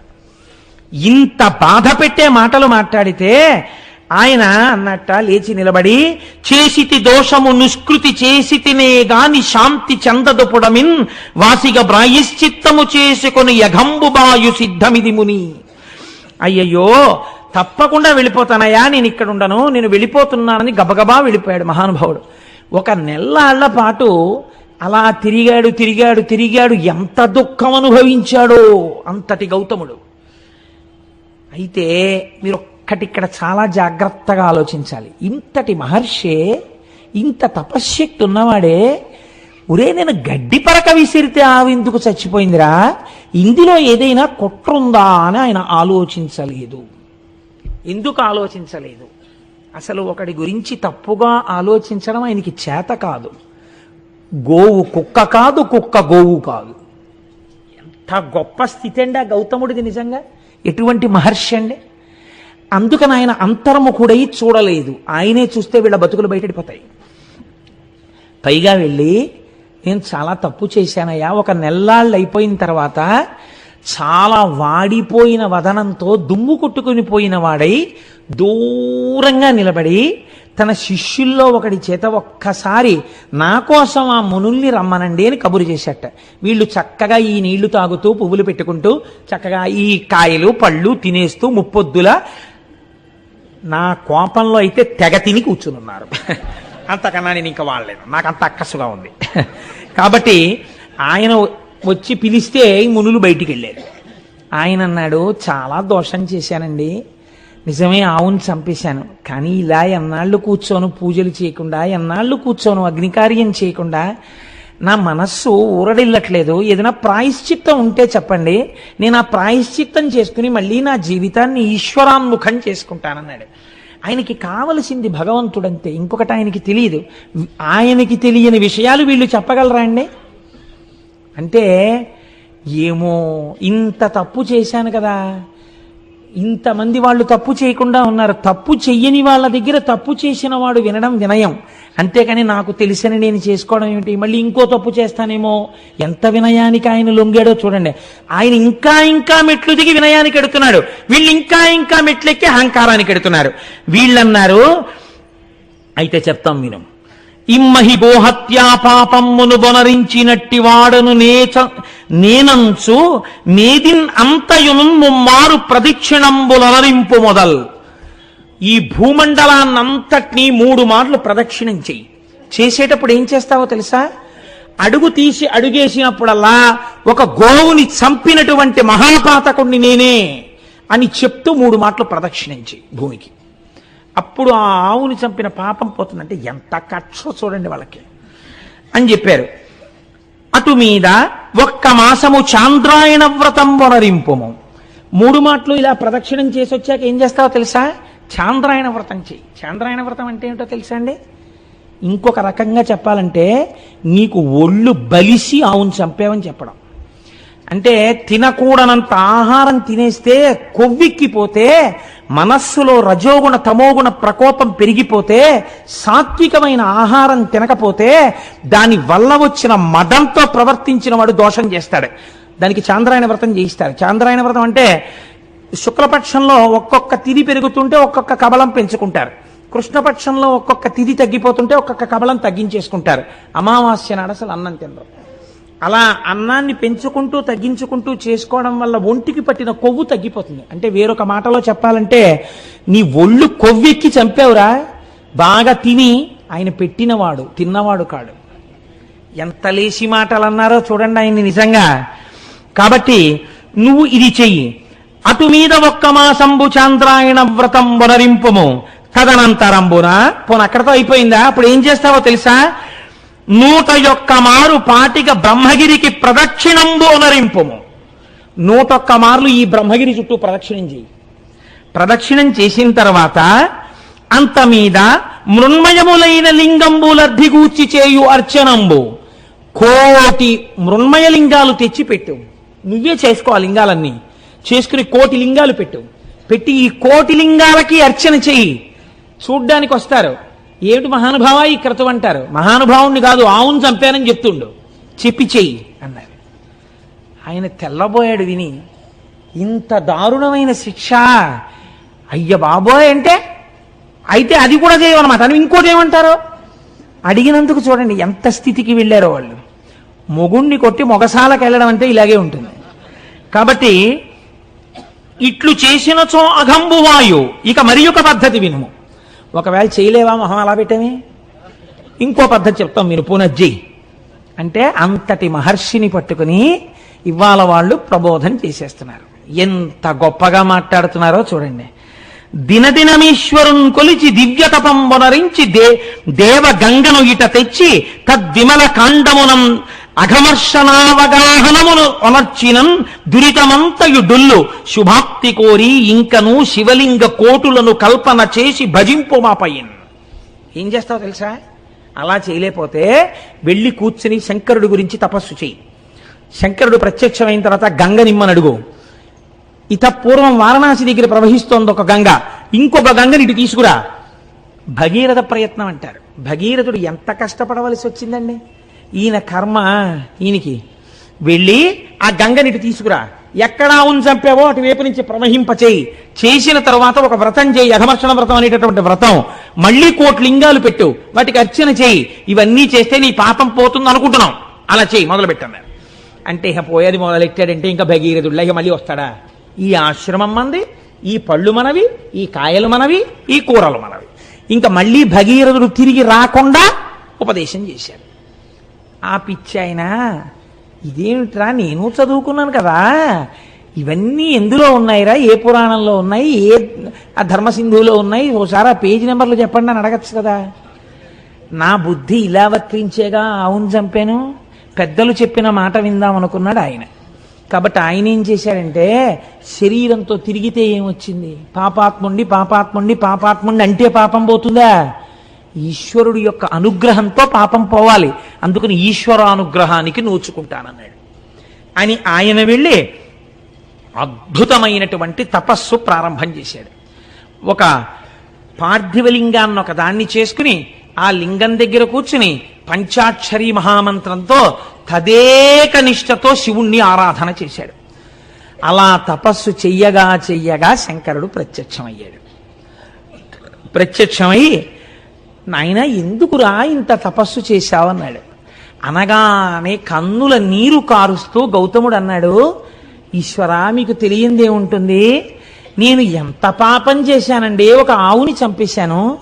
నేను చేసిన గోహత్యా పాపాన్ని నా నుంచి తీసి నేను పాపాత్ముడను కానన్న స్థితిని నాకు కల్పించండి అన్నాడు. శంకరుడు అన్నాడు ఒక్క నవ్వు నవ్వి, ధన్యుడా నీవు మౌనికుల తల్లజ పుణ్యుడవీవు పాప్ములవు నన్యులు నిన్ వెలార్చిరిటులక్కట అక్కసుతో అనన్య సామాన్య తదీయ దర్శన సమాగత పుణ్యగతిన్ పవిత్రమై మాన్యతత చెందుని జగము మద్వచనం వెంత నమునిమ్మిమై. అయ్యయ్యో పిచ్చాడా, ఇంత తపస్సు చేసి నా పాపం తీయమని అడుగుతున్నావా? నీకు పాపం ఉందనుకుంటున్నావా? అసలు నీకు పాపం లేదురా. నీకు పాపం ఉంది, నువ్వు గోహత్య చేశావని ఎవడు చెప్పాడు? దుర్మార్గులు రా వాళ్ళు. నిన్ను పాడు చేయడానికి ఇలా చెప్పారు, నీ మనస్సు పాడు చేయడానికి. నీకు పాపం లేదు నాయన. జగత్తులో ఎవడైనా గౌతమ మహర్షి అన్న పేరు పలికినా, గౌతమ మహర్షిని చూసినా వాడి పాపాలు పోతాయిరా. అంతటి పుణ్యాత్ముడవు నువ్వు. నిన్ను చూడ్డానికి నేనొచ్చాను నాయన. నాకు పాపం ఉంది తీయమంటావేమిటి? వారలే గోఘ్నపాతకులు, వారే కృతఘ్నులు, గురుఘ్నపాంసనులు, వారలే ధర్మబాహిరులు, వారలే కుచ్చిత గర్హ్య కర్మఠులు, వారలే ఘాతకగ్రనులు, వారలే నృశంసులు, వారే జాల్ములెవ్వారులు నిన్ను పుణ్యునిటు వంచన చేసి కలంచిరోమది. బహుశः నాకు తెలిసి పరమశివుడు ఇన్ని తిట్లు తిట్టడం నేను ఎక్కడ వినలేదు. ఎక్కడ ఏ పురాణంలో ఏ సందర్భంలో తిట్టరా. శివుడికి ఇంత ఆక్రోశం వచ్చి తిట్టాడంటే వాళ్ళు ఎంత పాపపు పని చేశారో మీరు ఆలోచించండి. నిన్ను ఇలా కష్టపెట్టి నువ్వు పాపాత్ముడివి, గోహత్య చేశావని నిన్ను బాధలు పెట్టిన వారు ఎటువంటి వారో తెలుసా? వారెల గోఘ్నపాతకులు, ఆవుని చంపిన వాళ్ళు విఘ్నేశ్వరుణ్ణి అడిగిన వాళ్ళు అలాంటి పని చేయమని. వారే కృతఘ్న గురుఘ్న పాంసనులు, వాళ్ళు కృతఘ్నులు, చేసిన ఉపకారం మర్చిపోయారు. వాళ్ళు గురుద్రోహులు, నువ్వు గురువువి, నీకు ద్రోహం చేశారు వాళ్ళు. వారలే ధర్మబాహిరులు, ధర్మం విడిచిపెట్టిన వాళ్ళు. వారలే కుచ్చిత గర్హ్య కర్మఠుల్, కుచ్చిత బుద్ధులున్న వాళ్ళు.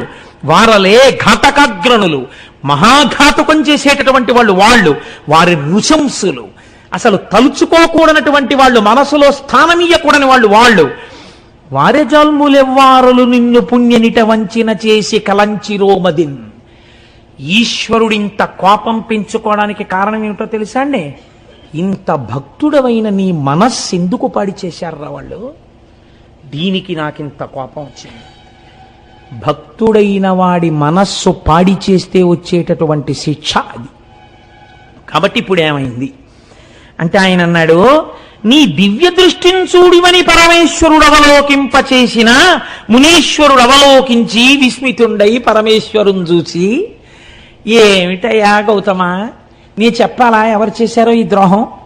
నువ్వు ఇంత తపోశక్తి దురంధరుడవే, నడిచి వెడుతున్న అగ్నిహోత్రానివే, నువ్వు ఒక్కసారి అంతర్ముఖుడవైతే సమస్తం తెలుస్తుందే. ఇంత పిచ్చివాడివి ఏమిటిరా నాయనా? కనీసం అనుమానపడలేదేమిరా? ఒక్కసారి అంతర్ముఖుడవు. నేను చెప్తున్నాను, మీరు చరిత్రలో ఎక్కడైనా వరమివ్వడం చూశారు, కానీ ఇంత బెంగ పెట్టుకుపోయి, ఇంత బాధపడిపోయి, ఇంత పిచ్చాడివేంట్రా నాన్న, నా మాట నమ్మరా, ఒకసారి అంతర్ముఖుడవై చూడు అని శంకరుడు నచ్చ చెప్పి చూడమన్న సందర్భం ఒక్కటి నాకు చూపించండి సమస్త వాంగ్మయంలో. లేదు, అది గౌతముడికే చెల్లింది.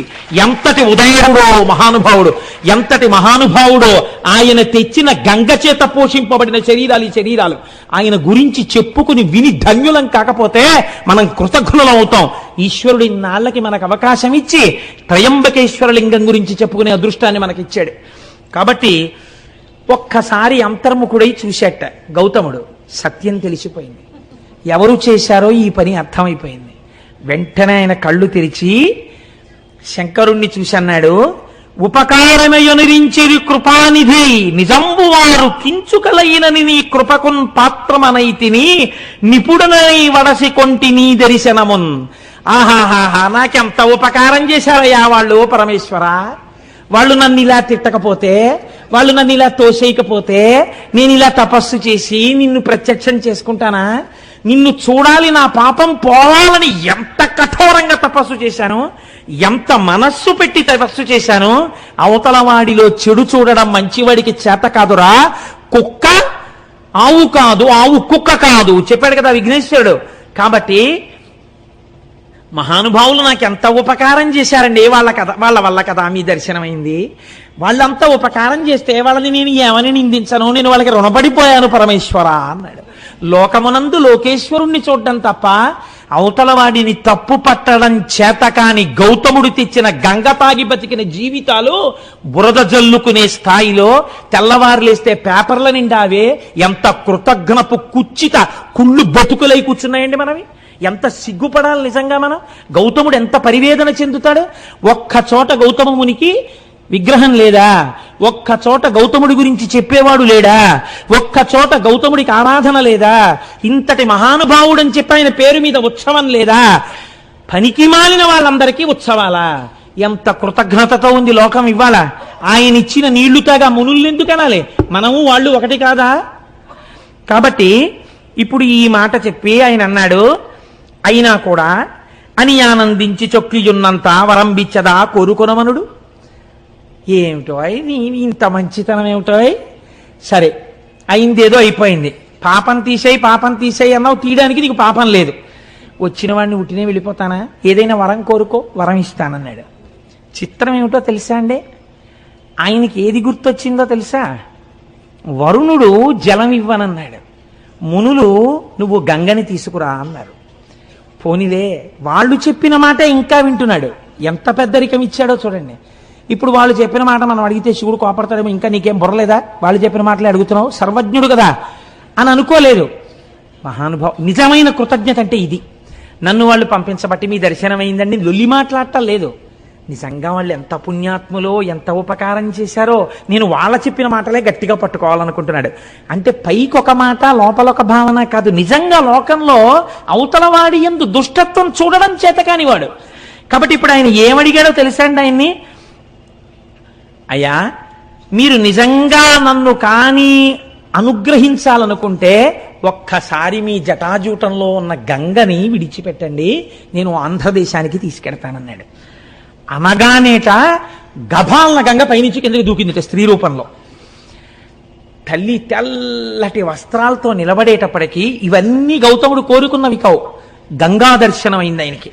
వెంటనే రెండు చేతులు ముకిలించన్నట్ట, తల్లిలో ధన్యపు పుణ్యపు ముల్లోకములకు శుద్ధి ఒనరించదవు ఉత్పుల్లాబ్జలోచన, నన్ను చల్లగా నిర్మలుని చేయు శంకరురాణి, ఓ శంకరుడి రాణి. అమ్మా, పుల్లాబ్జలోచన, తామరపూల వంటి కనులున్నదానా, తల్లి లోకాలన్నింటినీ రక్షించేదానా, పాపాలు కడిగేదానా, నన్ను నిర్మలుణ్ణి చెయ్యమ్మా అన్నాడు ఆయన. ఇంకా గంగలో స్నానం చేసి తను నిర్మలత్వం పొందాలని అంటే ఆ తల్లి అంది,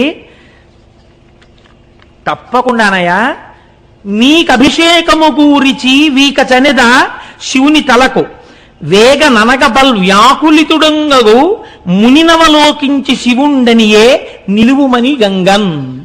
ఆవిడంది, నువ్వు కోరుకున్నట్లుగా ఇక్కడొక్కసారి నేను ఆగుతాను, నీటి రూపంలో నీ తల మీద పడతాను. అంటే నీకు గంగా స్నానం అయిపోయింది కదా, నువ్వు నిర్మలుడు అయిపోయినట్టే కదా, ఇంకేం కావాలి? నువ్వేమడిగావు? నన్ను నిర్మలుణ్ణి చేయమన్నావు, నేను ఒక్కసారి నీ తల మీద పడతాను, అభిషేకం అయిపోతుంది. కాబట్టి గంగా స్నానం అయిపోయింది. నీకు స్నానం అవుతుందని లేదా ఆవిడ, నీకు అభిషేకం అవుతుందండి, అయిపోతుంది. కాబట్టి నీవు కోరుకున్నట్టు పోనీ గంగా స్నానం అయిపోయింది కదా, నేను వెంటనే మళ్ళీ శివుడి తల మీదకి ఎక్కేస్తాను, ఇంకొక మారు భూమి మీద ప్రవహించను. ఒక్కసారి ప్రవహించినందుకు ఎంతమంది వచ్చి స్నానాలు చేసి పాపాలు వదులుతున్నారో చూస్తున్నాను. మళ్ళీ ఇంకో పాయా వద్దు బాబోయ్, మళ్ళీ తల మీదకి వెళ్ళిపోతానండి. అంటే ఆయన అన్నాడు, అమ్మా నేను అది కాదు కదమ్మా అడిగింది, లోకానికి అంతటికీ సుభిక్షం కావాలమ్మా, నువ్వు ప్రవహించాలని కదా తల్లి నేను కోరింది అన్నాడు. అంటే ఆవిడంది అటు ఇటు చూసి, ఈ మాట వినేటట్టు లేడు, ఈయనకి వరం ఇచ్చినవాడు మా శంకరుడేమో భోళాశంకరుడు, ఈయనేమో కుదరదంటాడు ఎలాగోనని, ఈయన కుదరదు గంగా నువ్వు ప్రవహించనే లోపల మనమేమో నియమం పెట్టేస్తే గొడవ వదిలిపోతుందని శంకరుడి వంక చూసింది. ఏమండి, ఆయన తప్పకుండా ప్రవహించమంటున్నాడు, నేను ప్రవహిస్తాను, మీరు లింగ రూపంలో ఇక్కడ వెలియండి, మీరు ఇక్కడ లింగ రూపంలో ఉండండి, నేను ఇక్కడి నుంచి ప్రవహిస్తాను, ప్రవహించి వెడతాను. 33 కోట్ల మంది దేవతలు కూడా నా ప్రవాహం ఎటు వెడుతుందో ఉండాలి. అంటే ఆయన అన్నాడు, తప్పకుండా అలాగే ఉంటాను గంగా అన్నాడు. ఆయన ఎంత భక్తవ శంకరుడో ఆయన చూడండి, తప్పకుండా ఉంటాను లింగ రూపంలో ఉన్నాడు. దేవతలందరూ పరుగు పరుగుని వచ్చి మన్ని కూడా ఉండమంటాడో ఏమిటో. భీమహ, నిన్ననే కదా విన్నాం, ఆయన శాసనం కాదనకూడదు. వాళ్ళు వచ్చి అన్నారు, అమ్మ అమ్మ అమ్మ అమ్మ మాకు మాత్రం ఒక ఎగ్జంప్షన్ ఇయ్యమ్మా, ఏడాదికి ఓ రోజు వచ్చి ఇక్కడ కూర్చుంటాం. 2 పుష్కరాలు వచ్చినప్పుడు ఏడాదంతా ఉంటాం. 365 రోజులు ఇక్కడే కూర్చుని ఉండమని మాత్రం నియమం పెట్టకమ్మా, మమ్మల్ని వదిలే అందరి బదులు మహానుభావుడు పరబ్రహ్మం పరమశివుడు ఉంటున్నాడు కదా తల్లి లింగ రూపంలో, మమ్మల్ని వదిలేయమ్మా అన్నారు. సరే, పుష్కరాల్లో వచ్చి ఏడాది ఉండండి, సంవత్సరానికి ఓ రోజు వచ్చి ఈ తటంలో కూర్చోండి. అలాగే కూర్చుంటా ఉన్నారు. అన్న తర్వాత ఇప్పుడు ఆ గౌతముని పేరు మీద వెడుతున్నటువంటి గంగ పాయ కనుక దీనిని గౌతమి అని పిలుస్తారయా, ఇదిగో ఈ గౌతమి ప్రవహిస్తుంది అన్నారు. ఇప్పుడు స్వామి త్రయంబకుడు అన్న పేరుతో అక్కడ వెలిశాడు. మిగిలినటువంటి లింగాలకు ఒక్కొక్క దానికి ఒక్కొక్క పేరుంది. ఇక్కడ వెలిసినటువంటి శివలింగానికి త్రయంబక లింగము అని పేరు. అలా ఎందుకంటారో తెలుసా అండి? ఇది పరమశివుని యొక్క అపారమైన కారుణ్యాన్ని, ఆయన సౌలభ్యాన్ని తెలియచేస్తుంది. అప్పై దీక్షితులు వారని మనకి ఒక మహాపండితుడు ఒక ఆయన ఉన్నారు. వారు ఎంతగా శివోపాసన చేశారో అటువంటి వారికి ఒకానొకప్పుడు ఒక ఆలోచన వచ్చింది. అసలు నిజంగా నా మనస్సు శివుణ్ణి పట్టుకున్నది నిజమైతే ఎలా తెలియాలి? నిద్రపోతున్నప్పుడు కూడా శివుణ్ణే తలుచుకుంటూ ఉండాలి, కానీ నిద్రపోతున్నప్పుడు నేను అలా తలుచుకున్నానో లేదో నాకు తెలియదే. రెండోది ఏమిటి? నాకు పిచ్చెక్కితే నేను శివుడి గురించే మాట్లాడుతూ ఉండాలి పిచ్చిలో. అప్పుడు మిగిలిన వాళ్ళు వింటారు నాకు పిచ్చెక్కిన. విని నేను పిచ్చెక్కినప్పుడు ఏం మాట్లాడుతున్నానో వాళ్ళు చెప్తే నేను శివుడి గురించే మాట్లాడితే నేను శివభక్తుడిని అయినట్టు అని శిష్యుల్ని పిలిచి అన్నారు, ఒరే ఆ గూట్లో పిచ్చెక్కే మందుంది, అది పట్టుకురండి, నేను తాగేస్తాను.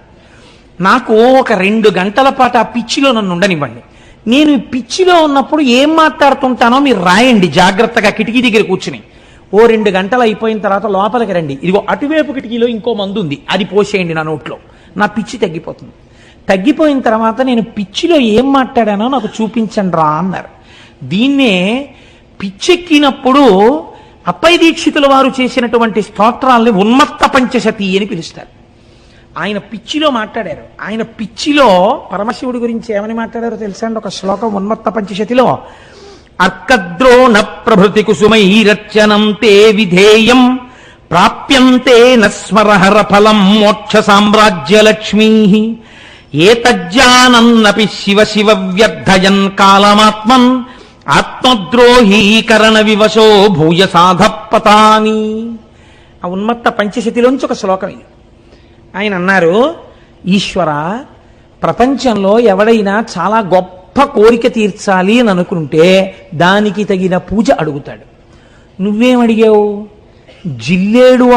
జిల్లేడు పువ్వులతో పూజ అడిగావు.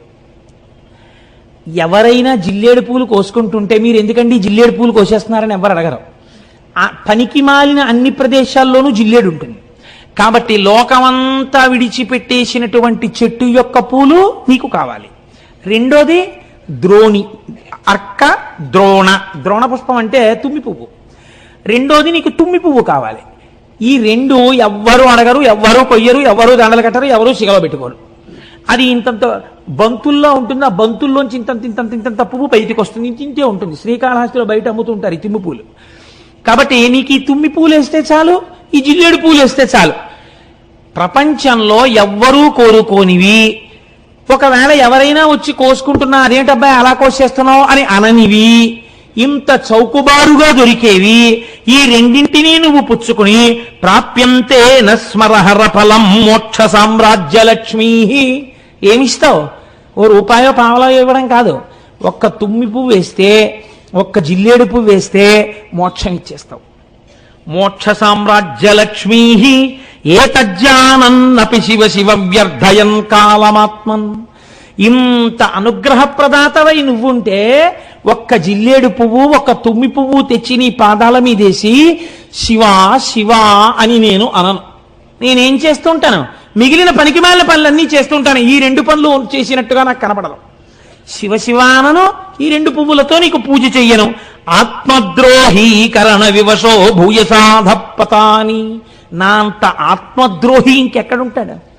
ఇంత సులభుడవు నువ్వు, ఆ పని కూడా చెయ్యలేని ఆత్మద్రోహిని నేను ద్రోహం చేసుకుంటున్నాను పూజ చెయ్యకుండా అని మహానుభావుడు అప్పై దీక్షితుల వారు ఉన్మత్త పంచశతిలో మాట్లాడతారు. పిచ్చి తగ్గిపోయిన తర్వాత శిష్యుల శ్లోకాలు చదివితే పర్వాలేదైతే నా మనస్సు శివుణ్ణి పట్టుకుందన్నారు ఆయన.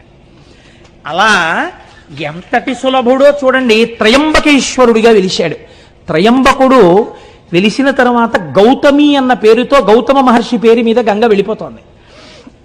వెళ్ళిపోతుంటే అక్కడ ఉన్నటువంటి మునులు ఇప్పటి వరకు ఏ మునులైతే గౌతమ మహర్షిని పో పో అని తరిమేశారో వీళ్ళందరూ ఒరే శివుడి జటాజూటంలోంచి గంగ కింద పడిందిట మళ్ళీని, కాబట్టి గబగబా వెళ్ళి మనందరం స్నానం చేద్దాం రండని మళ్ళీ గబగబా వచ్చేసారు. ఉత్తరీయాలు కట్టేసుకున్నారు, మళ్ళీ గబగబా మంత్రాలు చెప్పేసుకుంటున్నారు, స్నాన మంత్రాలు.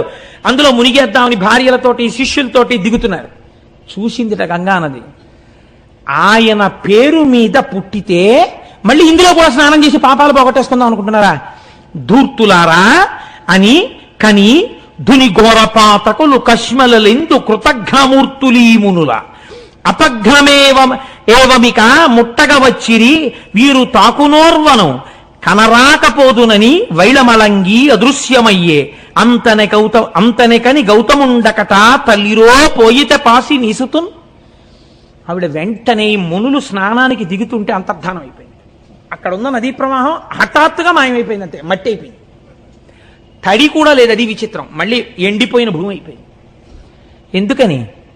ఈ గౌతముణ్ణి ఇంత ఏడిపించిన దుర్మార్గులు మీరు స్నానం చేయడానికి నా నీళ్లు కావాల్సి వచ్చాయా? మళ్ళీ మీ పాపాలు వదిలేద్దాం అనుకుంటున్నారా? మీకు దక్కనివ్వను రాని వెళ్ళిపోయింది. ఇంకింతకన్నా అవమానం ఏముంటుందండి ప్రపంచంలో? అసలు పేపర్లలో ఫోటోలు వేసేసి టీవీల్లో ఎప్పుడు చూపిస్తారో, ఎవడో గంగా స్నానానికి వెళ్ళగానే గంగా దృశ్యం అయిపోయింది అనుకోండి, వాడి గురించి ఎంత ప్రచారం అయిపోతుంది లోకంలో. అయ్యి బాబోయ్ ఇంతటి పాపాత్ముడు ఎక్కడా ఉండనమాటని అలా ఈ మునుల్ని చూసి గంగ అంతర్ధానం అయిపోయింది. అక్కడ ఇంకా జహ్నువు తాగాడు. ఇక్కడ జహ్నువు తాగడం కాదు, గంగావతరణంలో అయితే జహ్నువు తాగారు, ఇక్కడ అది కాదు. వెళ్ళిపోయిందంటే మళ్ళీ ఆకాశంలోకి. ఇంత శివశాసనం ఉంది, పక్కన త్రయంబకలింగం ఉంది, ఆవిడ అయినా లెక్క పెట్టడానికి వెళ్ళిపోయింది. అంటే ఎంత బాధ వచ్చిందో ఆవిడికి నిజంగా. ఇప్పుడు వాళ్ళు ఏడవలేదు, అయ్యో అమ్మా ఎంత తప్పు చేశామో నిజంగా తల్లి, నువ్వే మాకు స్నానం చెయ్యనన్నావు. లోకంలో ఒక సామెత ఉంది, రక్షిస్తే తల్లి రక్షించాలి లేకపోతే గంగ రక్షించాలంటారు. సీతమ్మ తల్లి అంటుంది ఉత్తరాఖండలో. కానీ భరిస్తే తల్లి భరించాలి లేకపోతే గంగ భరించాలంటారు. ఎంత తప్పు చేసిన కూతురునైనా తల్లి కాపాడుకుంటుంది, లేకపోతే ఇంకా గంగ కాపాడుకోవాలి. కాబట్టి అటువంటి గంగ మమ్మల్ని కాపాడలేదని వీళ్ళు ఏడవలేదు, వీళ్ళు ఇంకా అలా బిర్రబిగిసి నించున్నారు. ఏడిచిన వాడు ఎవరో తెలుసా అండి? గౌతముడు ఏడ్చాడు. తల్లిరో వెళ్ళిపోయావా అమ్మా, వీళ్ళందరూ స్నానం చేద్దాం అనుకుంటున్నారమ్మా, ఎంత చిన్నబుచ్చుకున్నారో చూడమ్మా, అమ్మా రామ్మా అని ఏడ్చాడు. ఈయన ఏడుపు చూడలేక మళ్ళీ వచ్చింది ఆవిడ. అప్పుడు వీళ్ళు చక్కగా లోపల దిగి స్నానాలు చేశారు. చేస్తే ఇంతవరకు చూశారట. కొన్ని చోట్ల గౌతముడు శపించాడని ఉంటుంది. గౌతముడు అలా శపిస్తే చక్కటి అరిటాకేసి నీళ్లు జల్లి విభూతితో ఓంకారం రాసి అన్నం పెట్టి నెయ్యేసి పప్పేసి కూరేసి పచ్చడేసి పులిసేసి పిండి వంటలేసి పెరుగేసి విస్తరి మీద ఉమ్మేసిలిపోయినట్టు ఉంటుంది. ఇంతగా లోకాన్ని ఆరాధించగలిగినటువంటి గౌతముడు ఇప్పుడు ఈ మునుల్ని ఎందుకు శపిస్తాడండి? శపిస్తే ఈ కథకు అర్థం ఉందా? అసలు ఈ ఆఖ్యానానికి అర్థం ఉందా? అది అలా ఎలా వచ్చేసిందో లోకంలో నానుడి నాకు అర్థం కాదు. అప్పుడు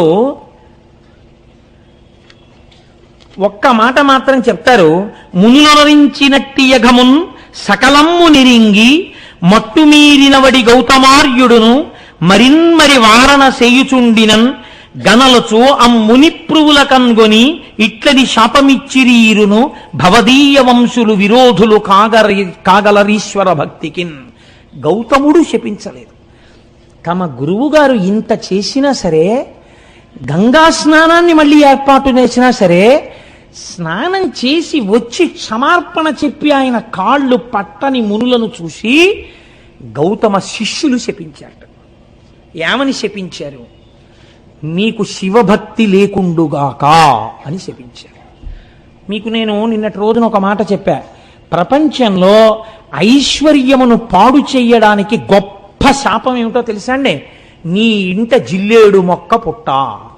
జిల్లేడు మొక్కలు ఇంట్లో పుట్టాయంటే ఆ ఇల్లు ఇంకా నివాసయోగ్యం కాకుండా పాడుపడిపోవడానికి సిద్ధపడిపోతుందని.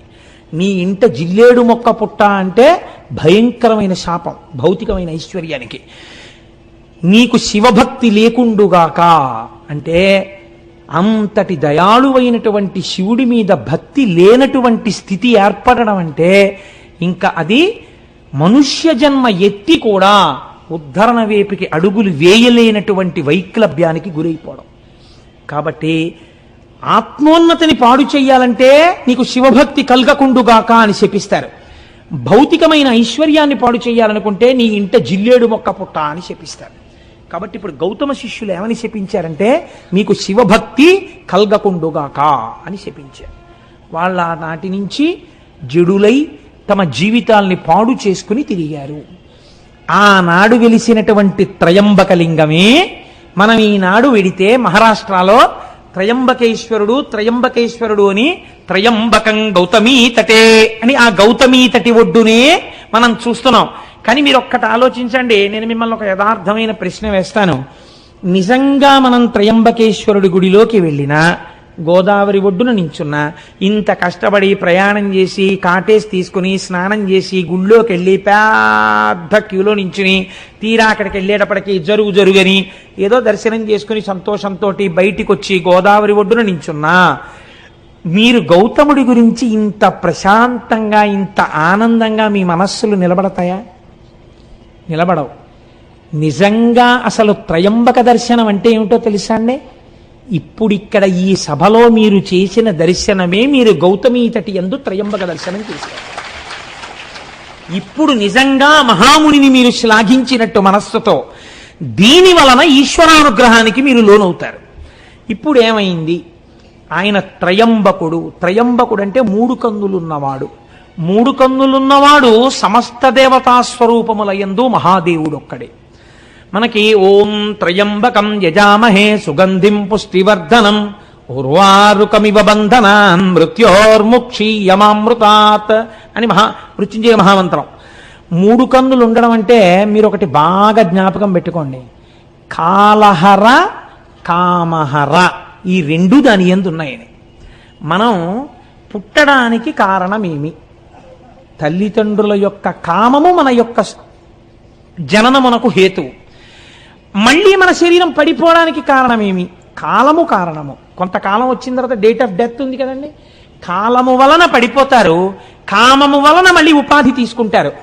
కామమును కాలమును రెండింటినీ హరించగలిగిన వాడంటే మీకు మళ్ళీ ఇంకొకసారి అమ్మ కడుపులో పుట్టవలసిన అవసరము లేకుండా చెయ్యగలిగిన వాడు, వాడు మూడు కన్నులున్నవాడు.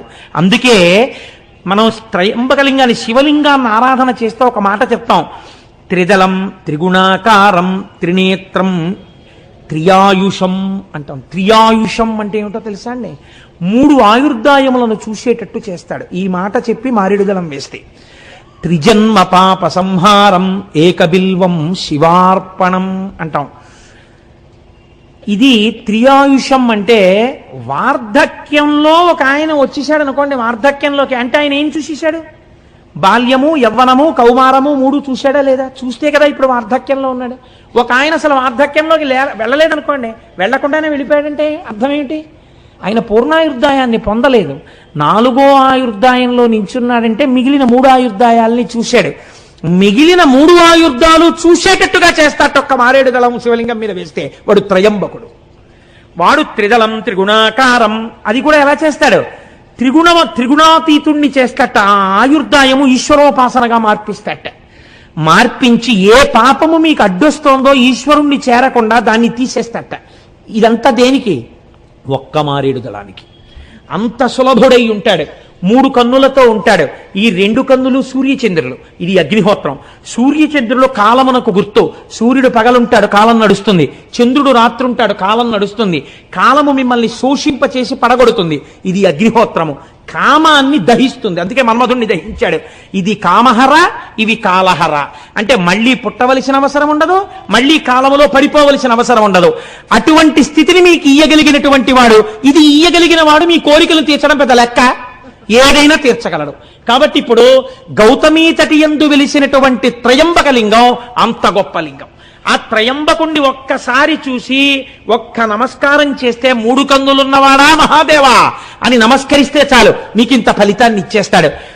ఇంతటి మహాపురుషుడై లోకమునందు ద్వంద్వభావనలు లేకుండా అంతటా ఈశ్వరుణ్ణే చూస్తూ శంభులింగ ఆరాధనా ఫలితముగా జీవితమును అలా మార్చుకుని భగవంతుణ్ణి భూమి మీదకి తీసుకొచ్చి తన విరోధుల్ని ఈశ్వరుడు తిట్టేంత కోపం ఆయనకి కల్పించి ఒక నది ప్రవహించేటట్టు చేసి ఆనాటి నుంచి ఈనాటి వరకు మన వరకు బతుకుతున్నామంటే, ఇన్ని క్షేత్రాలు వచ్చాయంటే కారకుడైన మహాపురుషుడైన గౌతముణ్ణి మనం ఇవాళ స్మరించగలిగాం.